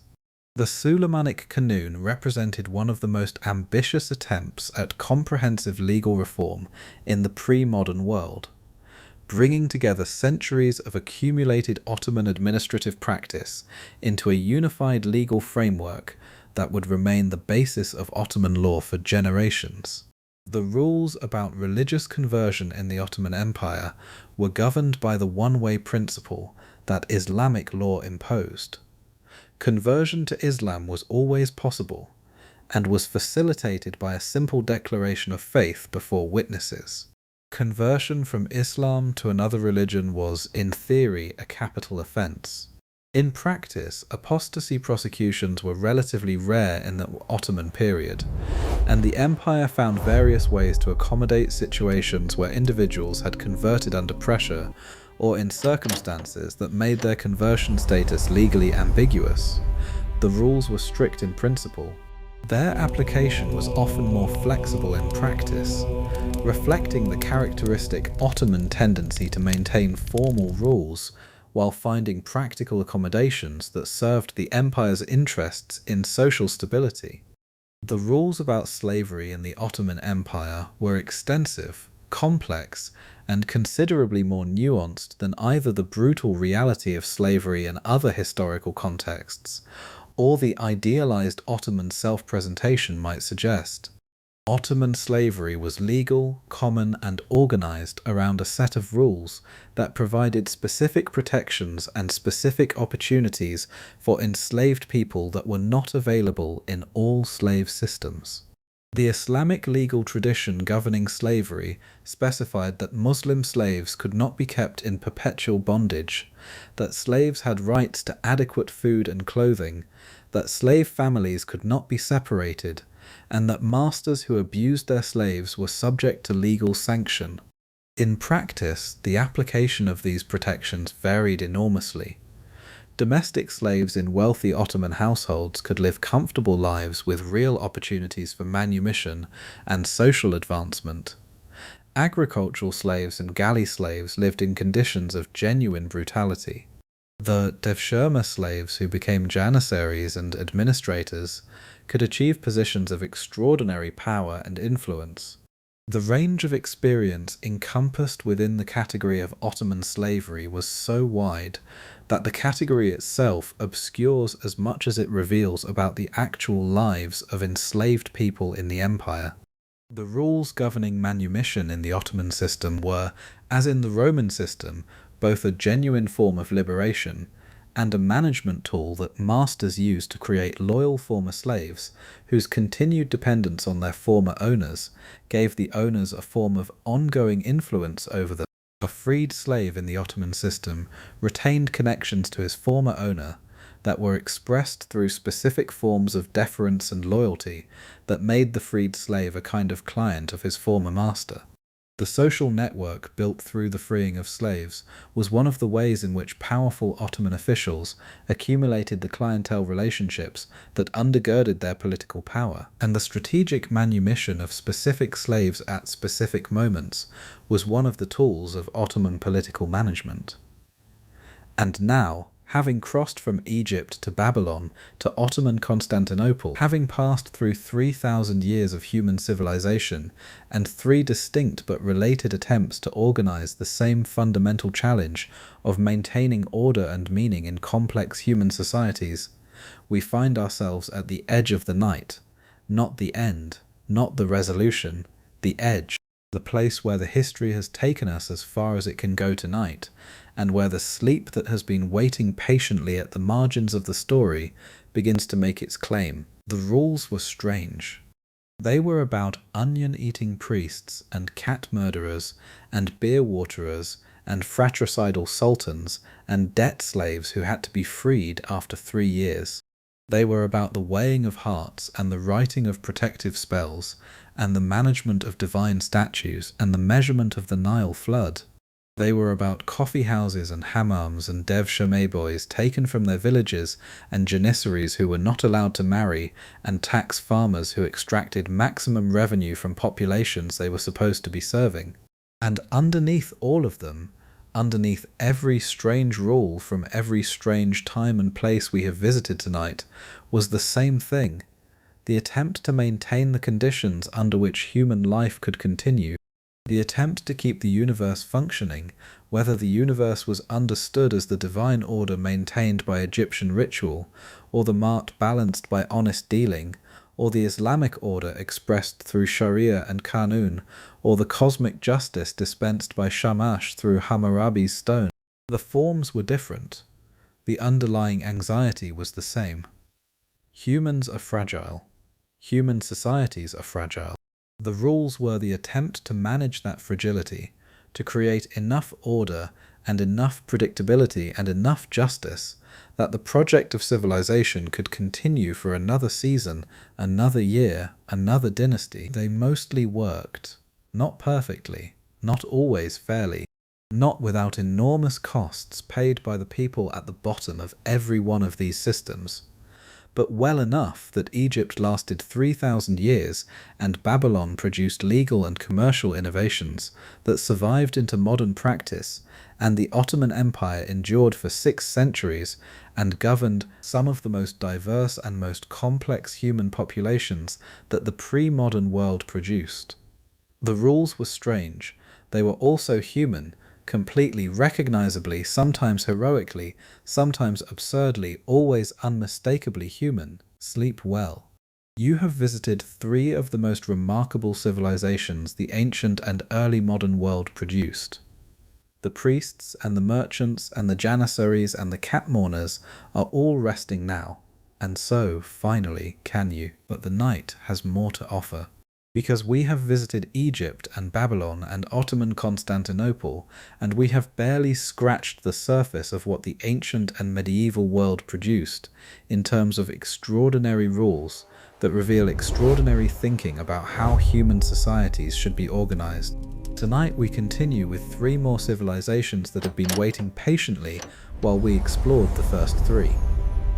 The imperial Chinese bureaucracy under the Tang dynasty, where a system of governance so sophisticated that it shaped administrative practice across Asia for 1,000 years, was built on a foundation of rules that combined the philosophical with the practical in ways that continue to influence governance theory today. The Aztec Empire at its height, where rules about commerce and education and the management of divine obligation created one of the most remarkable urban civilizations in the pre-Columbian Americas, and Viking Age Scandinavia, where the Thing Assembly created a form of participatory governance on the edge of the known world that produced legal innovations still visible in modern democratic practice.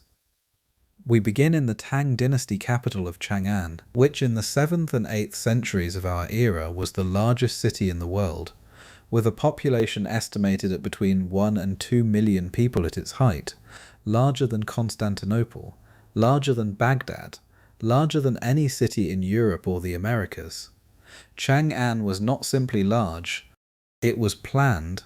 It was organized according to a grid of streets that divided the city into 108 rectangular wards, each ward enclosed by walls and gates that were locked at night, each ward with its own internal organization and its own relationship to the imperial administrative system that governed the city and ultimately the empire. If you are an official of the Tang imperial bureaucracy in the year 740 during the reign of Emperor Xuanzong, you are a member of the most sophisticated administrative apparatus in the world. The Tang bureaucracy was organized according to a system of 9 ranks and 18 grades that precisely determined every official's authority, compensation, ceremonial privileges, and legal protections. The rank of your official hat, the color of your official robe, the material of your official belt, the number of horses you were permitted to stable at imperial expense, the number of servants you were allowed to maintain at official compensation, all of these were specified by the rules governing your rank with a precision that left no room for ambiguity, and that made the social hierarchy of the Tang state immediately visible in the appearance of every official at every level. The rules about official dress were not simply about hierarchy signaling.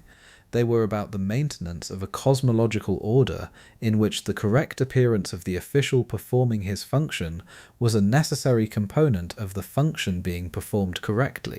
The Tang official who appeared in court in robes of the wrong color was not simply violating a dress code, he was disrupting the visual representation of the cosmic order that the Tang court ceremony was designed to enact.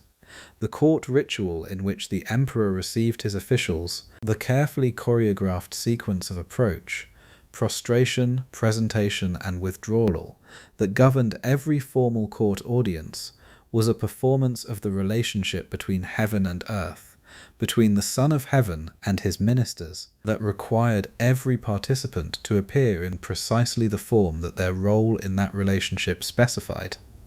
The examinations that determined entry into the Tang bureaucracy were the most demanding intellectual tests that the pre-modern world produced, and the rules governing them were enforced with a rigor that reflected the enormous practical and symbolic importance of the examination system to the Tang state. The Jinshi examination, the highest level of the civil service examination system, required candidates to demonstrate mastery of the Confucian classical canon, the ability to compose poetry in specific regulated forms, and the capacity to write analytical essays on questions of governance and classical interpretation. The examination was held in a large compound where candidates were isolated in individual cells for multiple days, without communication with the outside world and without access to any materials beyond their own memory and the writing materials provided by the state. The rules against cheating in the Tang examinations were enforced through a combination of physical separation, the individual cells that prevented communication between candidates, and a verification system that required candidates to present documentation of their identity and their regional registration before being admitted to the examination compound. The examination papers were written in the candidate's own hand, which could be compared against known samples of their writing, and in later periods were copied by official scribes before being sent to the examiners, removing the possibility of the examiner recognizing a candidate's handwriting and either favoring or discriminating against them on that basis. The punishments for examination fraud were severe because the stakes were so high. A candidate who bribed an examiner, or who substituted another person to take the examination in his place, was not simply committing fraud in the commercial sense. He was corrupting the mechanism through which the Tang state selected the officials who would govern the empire, undermining the principle that official position should be determined by merit rather than by birth or by wealth. The Tang examination system was not perfectly meritocratic in practice. The sons of wealthy and educated families had far better preparation than the sons of poor families, making the competition nominally open but practically biased toward the elite. But the principle of merit selection through examination was real, and the rules enforcing that principle were genuine attempts to maintain it against the constant pressure of wealth and connection. The rules about what happened to examination candidates who failed were as important as the rules about what happened to those who succeeded. The Tang examination system was extraordinarily competitive. The number of successful candidates in any given examination cycle was small compared to the number who sat the examination, and the majority of candidates spent years or decades of their lives preparing for and sitting examinations that they ultimately failed to pass. The rules about what candidates were entitled to in terms of support, what they could do with the partial qualifications they had achieved at lower examination levels, and how many times they could attempt the highest examination were the practical framework within which the lives of thousands of educated men who had not achieved official position were organized. The examination system created a specific social category that had no equivalent in other civilizations: the educated man without official position, who had devoted his life to preparation for official service, who had achieved sufficient learning to be genuinely educated in the Confucian tradition, but who had not passed the highest examinations and therefore could not enter the imperial bureaucracy. These men became teachers, local administrators, merchants with literary pretensions, doctors, geomancers, and sometimes rebels.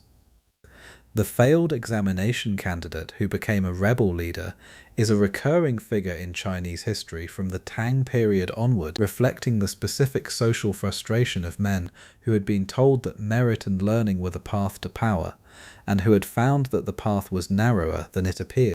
The rules governing the Tang capital Chang'an reveal a city organized with a degree of spatial control that would be recognizable to modern urban planners, and that was unusual in the ancient and medieval world. The ward system that divided the city into 108 enclosed units was not simply an administrative convenience. It was a system of social control that allowed the city government to monitor and regulate the activities of the population by controlling access to and from each ward through the gates that were locked at curfew time and opened again at dawn. A person found outside their ward after curfew was subject to interrogation and potentially punishment, regardless of their reason for being there. The curfew rules were enforced by ward officials and their assistants who patrolled the ward streets at night and who reported violations to the city administration. The rules about markets in Chang'an were equally specific and equally revealing of the Tang approach to urban management. Markets were confined to two designated areas of the city, the East Market and the West Market, and were only permitted to operate during specific hours of the day. A merchant who attempted to conduct business outside the designated market areas or outside the designated hours was subject to punishment. The market regulations specified the areas where specific categories of goods could be sold, the standards of weights and measures, the rules about quality representation, and the mechanisms for resolving commercial disputes. The market supervisor, the shizheng, had authority over all commercial activity within the markets, and a staff of inspectors who enforced the regulations and collected the market fees that were one of the many sources of Tang imperial revenue. The rules about foreigners in Tang Chang'an reveal one of the most cosmopolitan cities in the medieval world. Chang'an in the 7th and 8th centuries contained significant communities of Persians, Sogdians, Arabs, Turks, Koreans, Japanese and Southeast Asians, all living in specific wards assigned to their communities and subject to specific rules about their commercial activities, their religious practice, and their interactions with the Chinese population. The rules about foreign religious practice were generally permissive by the standards of the period, reflecting the Tang dynasty's characteristic openness to foreign cultural and religious influence. Zoroastrian fire temples, Nestorian Christian churches, Manichaean temples, and Buddhist monasteries of diverse traditions all operated in Chang'an with imperial authorization and under imperial regulation. The rules governing Buddhist monasteries in the Tang period were extensive and reflected the complex relationship between the Tang state and Buddhist institutional power that ran through the entire dynasty. Buddhism had become one of the most important institutional forces in Tang society, controlling enormous agricultural estates, employing hundreds of thousands of monks and nuns, and exercising a cultural influence that rivaled the Confucian tradition in some domains. The Tang state's response to this power was a system of regulation that required monasteries to register with the government, that limited the number of monks and nuns through a system of official ordination certificates, and that subjected monastic economic activities to imperial taxation and oversight. The anti-Buddhist purges of the Huqiang period under Emperor Wuzong in the 840s represented the most dramatic application of this regulatory system, with the forced laicization of hundreds of thousands of monks and nuns and the confiscation of monastic estates on a scale that permanently altered the balance between Buddhist institutional power and the Tang state. The rules that had governed Buddhist practice in the Tang were not simply religious regulations. They were the expression of a state that understood the management of religious institutions as an essential function of governance, and the Huqiang Purge was what happened when those rules were applied with maximum force against an institution that had accumulated too much independent power. The rules about women in Tang society were more liberal in certain respects than either the earlier Han dynasty or the later Song dynasty would produce, and the Tang period is remembered in Chinese history as a time of unusual female visibility and female agency in elite society. The rules about female dress, which in the early Tang period permitted women of the elite to wear relatively revealing clothing by later Chinese standards, to ride horses, and to engage in activities like polo that were normally male domains, reflected the Tang aristocracy's origins in the mixed Chinese steppe cultures of the northwest, where nomadic traditions of female activity had not yet been fully suppressed by the Neo-Confucian emphasis on female seclusion that would intensify in later periods. The reign of Empress Wu Zetian, who ruled China first through her son and then in her own name between 689 and 705, was the most dramatic expression of Tang female political power, and the one that generated the most elaborate set of rules about how to accommodate a female ruler within a system designed around male authority. Wu Zetian's solution to the problem of female rulership was characteristically Tang in its combination of pragmatic accommodation and ideological justification. She promoted Buddhism, which provided theological frameworks for female authority that the Confucian tradition did not, cultivated a personal following through the examination system by promoting candidates who were loyal to her rather than to the aristocratic families that had dominated the early Tang, and ruled with a combination of political skill and ruthlessness that left her opponents unable to challenge her effectively while she lived. The rules about death and mourning in Tang society were as elaborate as those in any civilization we have visited, and were grounded in the Confucian value of filial piety that structured the entire Chinese ethical system. The mourning period for a parent was specified by Confucian ritual at 3 years, meaning in practice 25 months, during which the mourning child was supposed to abstain from meat, from alcohol, from music, from sexual intercourse, and from the assumption of official position. An official whose parent died was required to resign his position and observe the full mourning period before returning to official service. The rule was enforced not simply by social pressure, but by a formal procedure of reporting a parent's death to one's superiors, and formally requesting leave for the mourning period. The rules about burial in Tang society were among the most expensive and most practically consequential of all Tang regulations because they specified the scale of burial goods and tomb construction appropriate to each level of the social hierarchy, and because compliance with these rules was expensive enough to constitute a significant drain on family resources at every level of society. A Tang official of high rank was buried with clay figurines of servants, entertainers, and animals that represented the household he would maintain in the afterlife, with lacquered furniture, with silk textiles, with jade ornaments, and with a quantity and quality of grave goods that was specified by his rank and that his family was expected to provide, regardless of whether they could afford it without financial strain. The grave goods system was simultaneously a form of status performance, a mechanism for transmitting wealth to the afterlife in a form the deceased could use, and a significant stimulus to the craft industries that produced the specific goods required. The Tang tomb figures, the famous Sansai glazed pottery horses and camels, and court ladies that appear in museums around the world, were produced by specialized workshops operating at industrial scale to meet the constant demand for burial goods from a Tang official class that was large, that died regularly, and that was bound by rules specifying exactly what form its burial should take. The rules about food and dining in the Tang court were as elaborate as those of any court in the world, and reflected the Chinese culinary tradition's integration of nutritional theory, cosmological principle, and aesthetic judgment into a comprehensive approach to the preparation and consumption of food that was unlike anything in the Western tradition.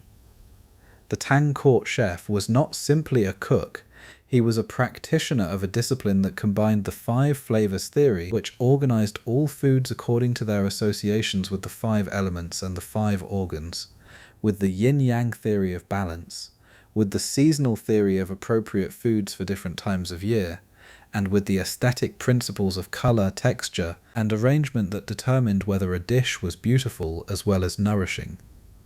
The rules about which foods were appropriate for which seasons were specific and medically grounded in the Chinese understanding of how seasonal changes affected the body's internal balance. In spring, when the liver was the dominant organ and yang energy was rising, foods that supported the liver and channeled rising yang productively were appropriate. In summer, when the heart was dominant and heat threatened to overwhelm yin, cooling foods that protected the heart were appropriate. The rules were not simply cultural preferences, they were applications of a medical theory about the relationship between environmental conditions and bodily health that had been developed over centuries, and that was understood as precisely as the Tang physician could make it.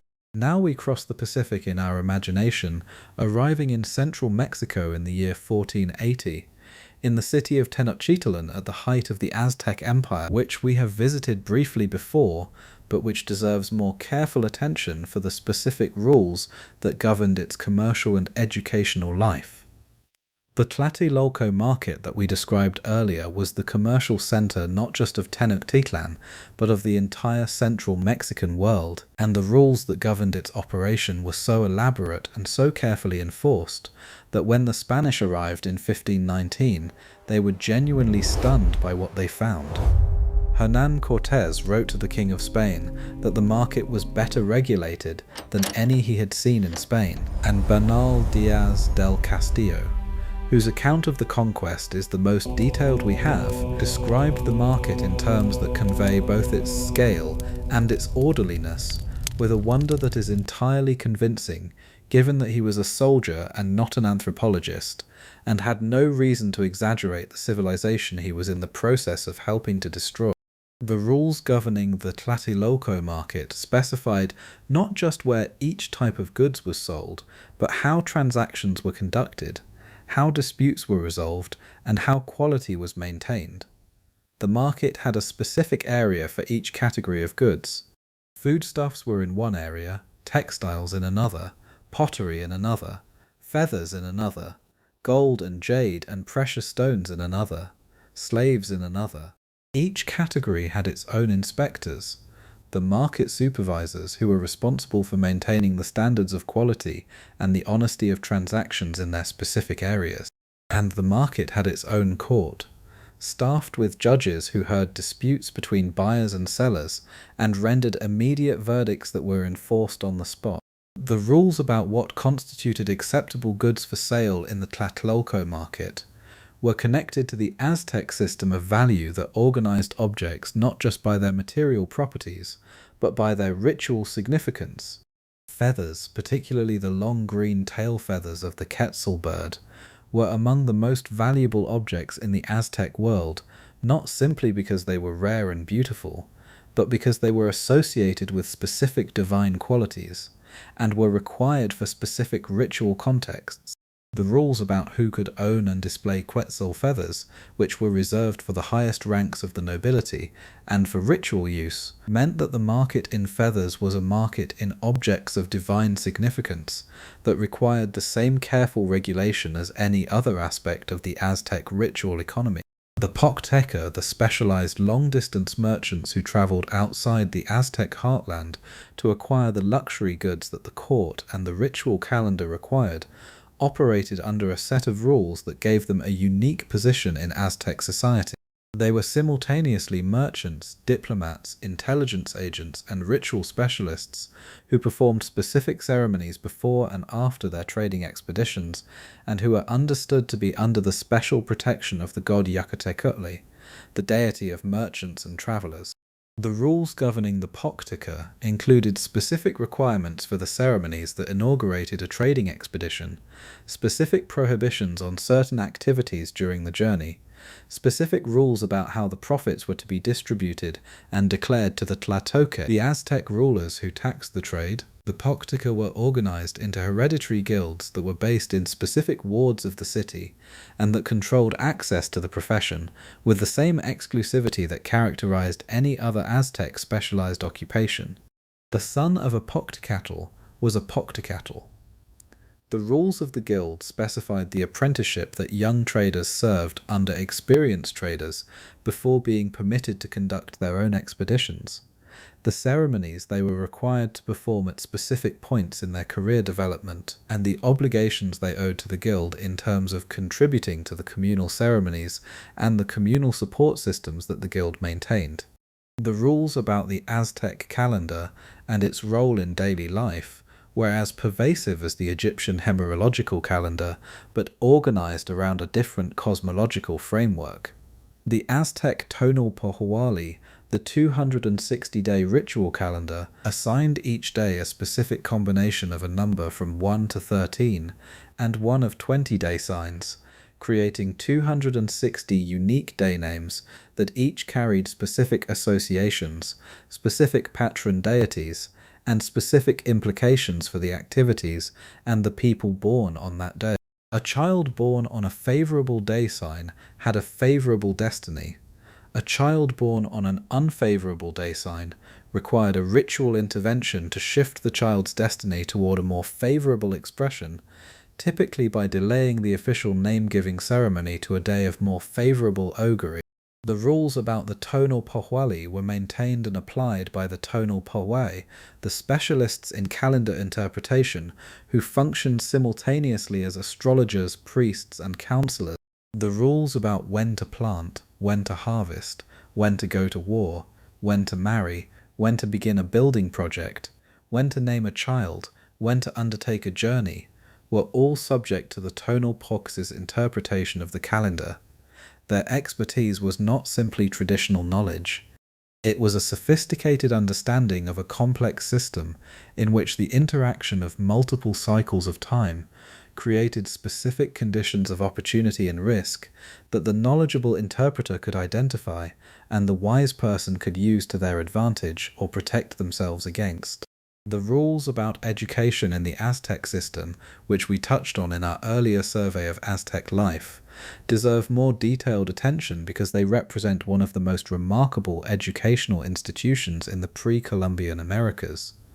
The Telpocalli and the Calmecac were not simply schools.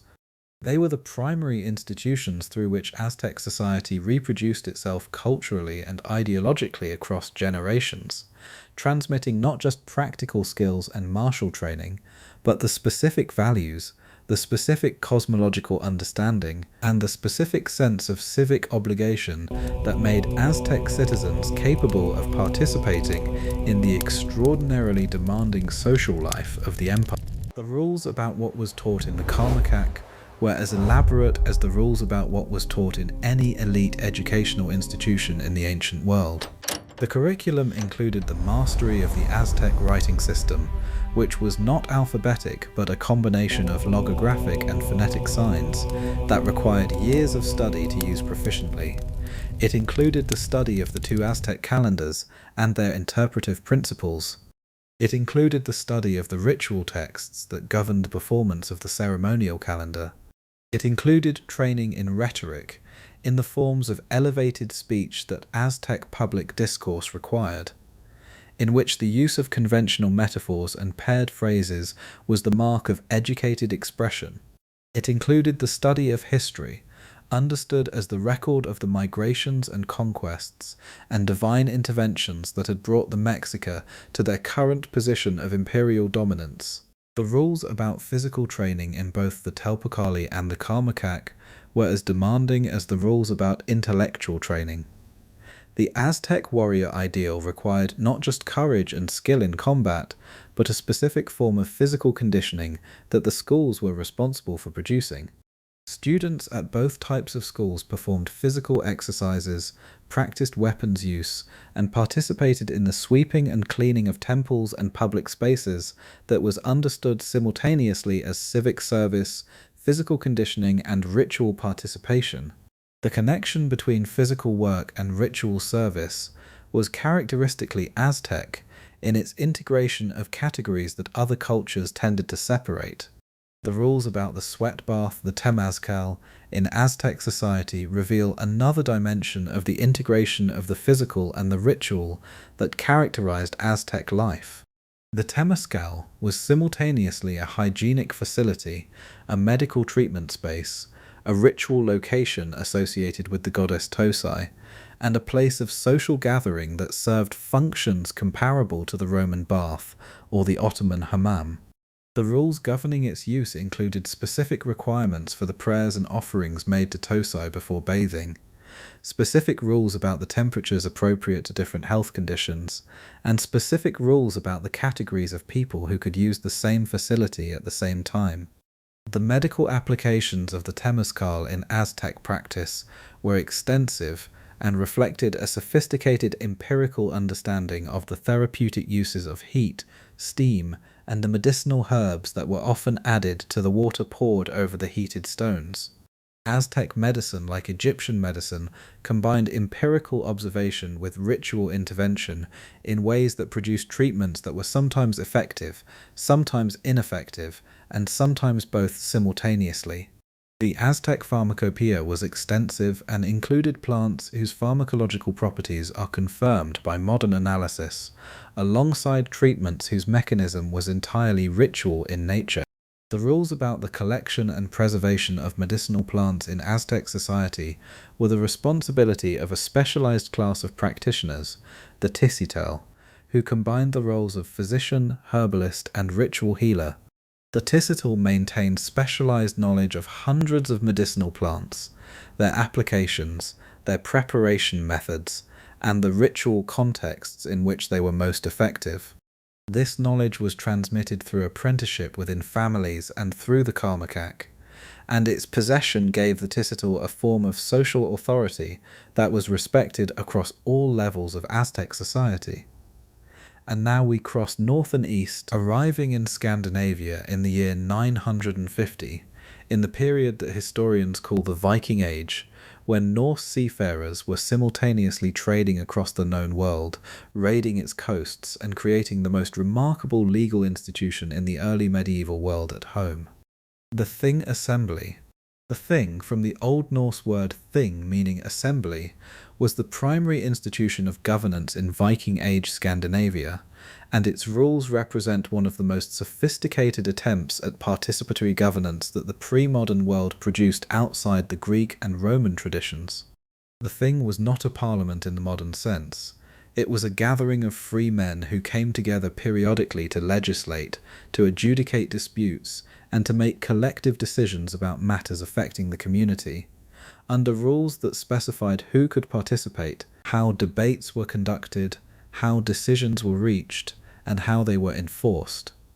The rules governing who could participate in the Thing were organized around the concept of free status.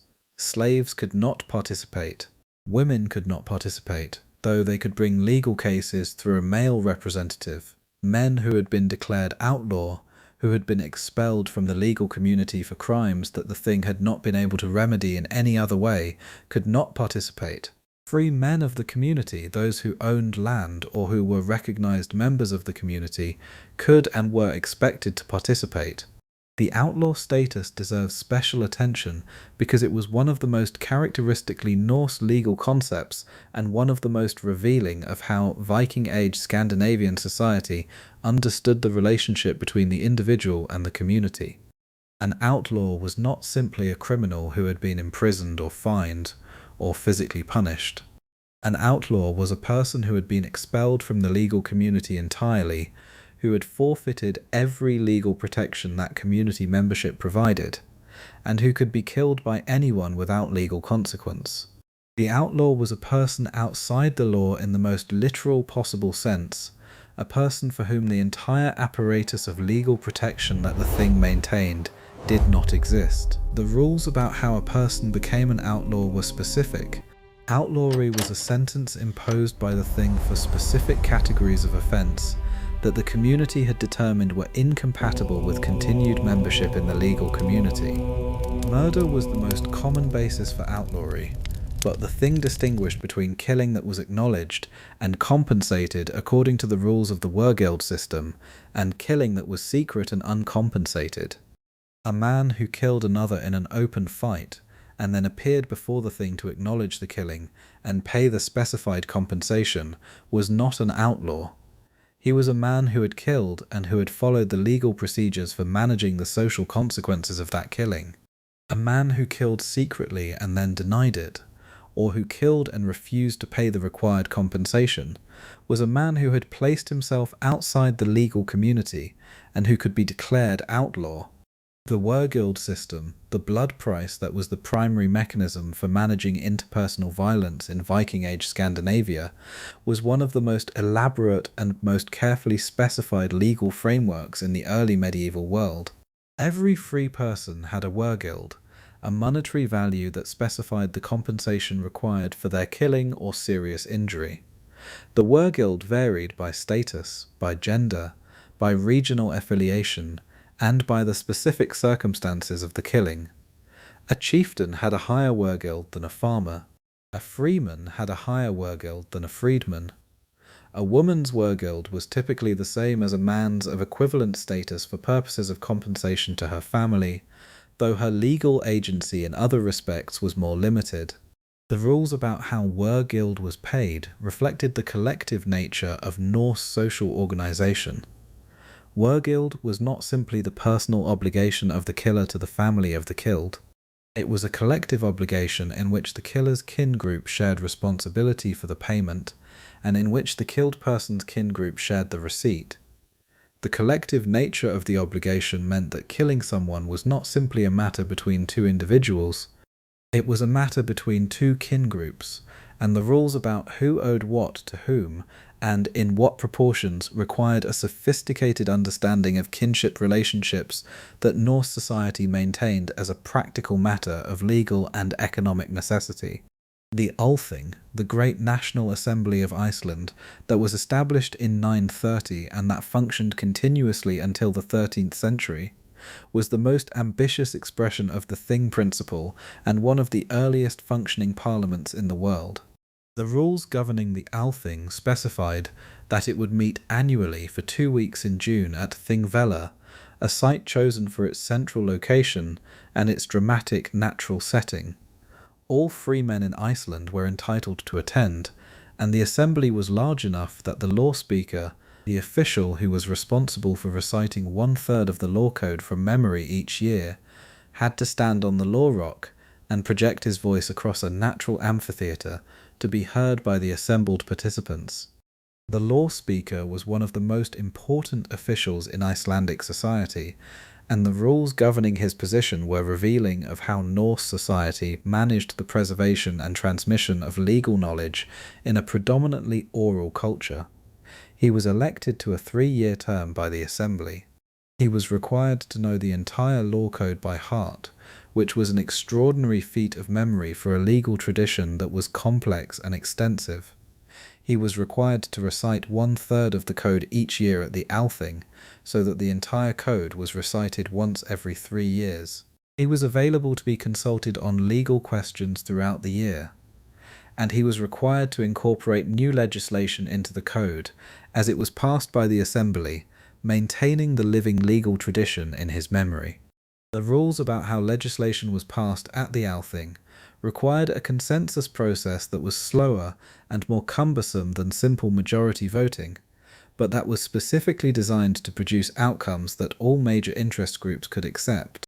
Proposed laws were presented to a committee called the Law-Making Court, the Lögrétta, which consisted of the Gulda, the chieftains who held the religious and political authority in their local districts, and their advisors. The Lögrétta debated proposals and either approved them, modified them, or rejected them before they were presented to the larger assembly. The consensus-building process was not perfect, and the Althing records are full of disputes, factions, and contested decisions. But the process was genuine, and the outcomes were binding in ways that reflected the actual balance of power among the major players in Icelandic society.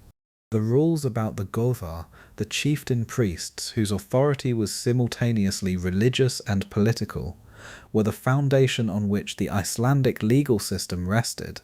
The Goðhud, the office of the Gothi, was heritable property that could be bought and sold, and that gave its holder specific rights and specific obligations in the Althing and in the local things that met more frequently throughout the year. The Gothi was obligated to lead his thingmen, his followers, to the Thing, to advocate for their interests in legal proceedings, to maintain the temples where communal religious observances were performed, and to organize the feasts that were the primary form of communal social bonding in Norse society.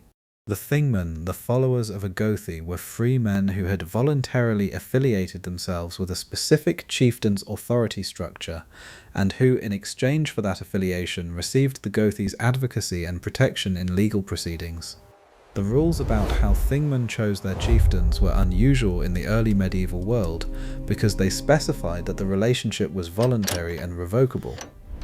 A Thingman who was dissatisfied with his Gothi could transfer his allegiance to a different Gothi by giving notice at the Thing. This created a competitive market for followers among the chieftains that incentivized them to provide genuine advocacy and genuine service to their Thingmen, and that gave even relatively humble freemen a form of political leverage that was unavailable in most contemporary governance systems.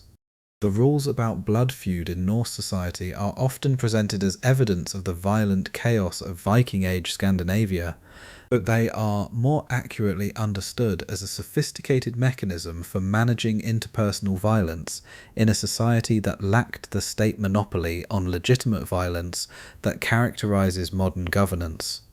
The feud was not unregulated violence. It was violence governed by rules about who had the right to act against whom, in what circumstances, with what procedural requirements, and with what opportunities for settlement. A feud that followed the rules was a legal process conducted through violent means. A feud that violated the rules was an outrage that gave the other side additional claims and that damaged the violator's standing before the thing. The rules about acceptable feud conduct specified that killing had to be acknowledged publicly, that the killer had to announce his deed rather than hiding it, that the killing had to be proportionate to the original offence or injury, and that opportunities for settlement through wergild payment had to be genuinely offered before the feud could continue. A killer who followed these rules was a man engaged in a recognized legal process. A killer who violated them was creating additional obligations for himself and his kin group. The public acknowledgement requirement is particularly revealing because it reflects the Norse understanding that legitimate violence was transparent violence, violence that could be assessed by the community and integrated into the ongoing legal accounting of claims and counterclaims that the thing maintained. The rules about poetry and its role in Norse legal and social life are one of the more unexpected features of the Viking Age legal world. The Norse skaldic tradition produced some of the most technically complex poetry in the medieval world, regulated by rules of meter, rhyme, and alliterative pattern that required genuine mastery to execute, and that served legal as well as aesthetic functions. The nivvisar, the defamatory verse that could be composed about a person who had wronged the composer, had specific legal standing as a recognized form of social sanction. Composing defamatory verse about someone was itself regulated by rules about what content was permissible and what crossed the line into an offence that required legal response.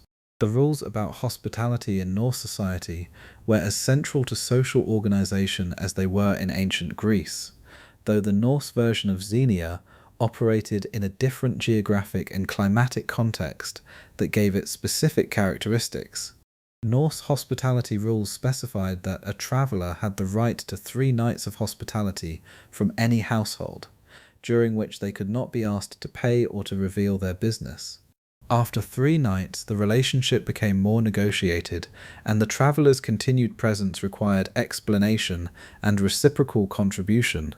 The rules were enforced not by divine sanction in the Greek sense, but by the powerful social mechanism of reputation in a society where everyone's conduct was public knowledge, and where reputation for generosity, or for its opposite, had immediate practical consequences in commercial, political, and legal life. The thing assembly tradition that Viking Age Scandinavia developed did not simply remain in Scandinavia.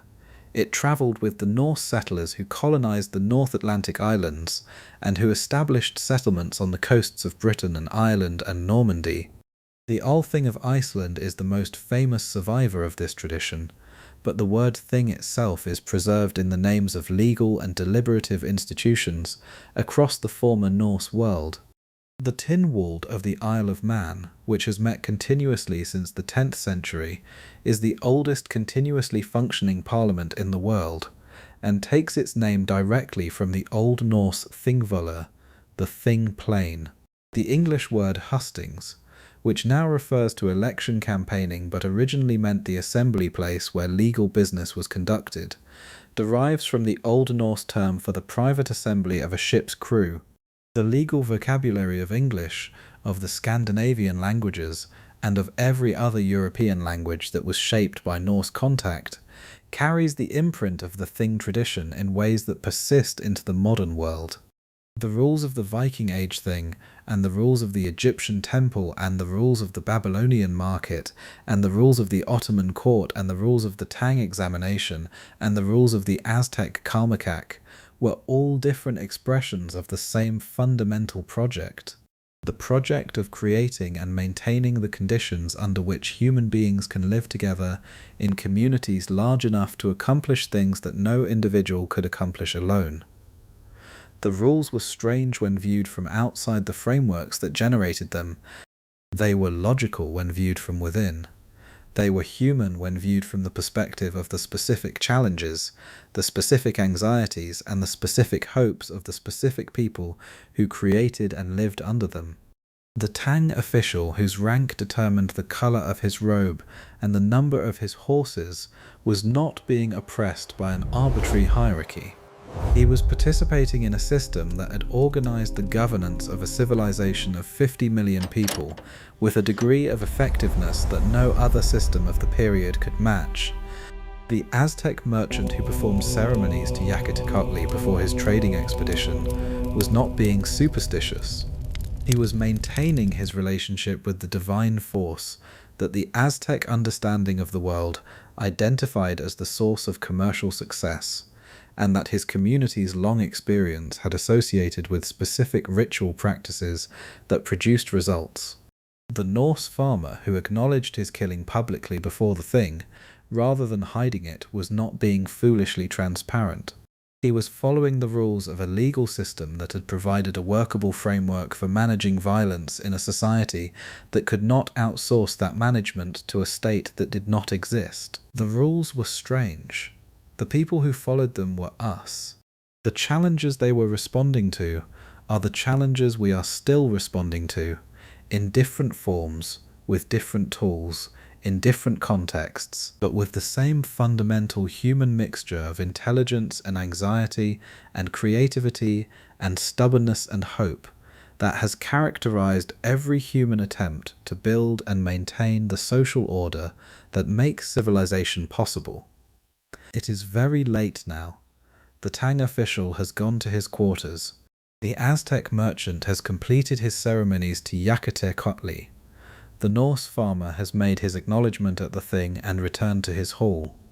The Egyptian priest has completed his morning ritual in the sanctuary and returned to his comfortable priestly quarters. The Babylonian alewife has closed her tavern for the night, having not watered the beer, and therefore having not been drowned. The Ottoman Janissary has returned to his barracks in the Topkapi Sarai, where the rules of the core govern every moment of his waking and sleeping life. All of them rest now, in their different beds, in their different centuries, in their different civilizations. The rules that governed their lives were extraordinary. The lives they governed were ordinary in the most profound and most reassuring sense of that word. Ordinary human lives, with their ordinary human needs for safety and belonging and meaning, and the knowledge that the world will function tomorrow as it functioned today. The rules were the attempt to guarantee that knowledge. They were imperfect, they were sometimes unjust. They were always, underneath the strangeness, recognizably human. Sleep well, the strange rules have finished for tonight, the ordinary human rest begins now.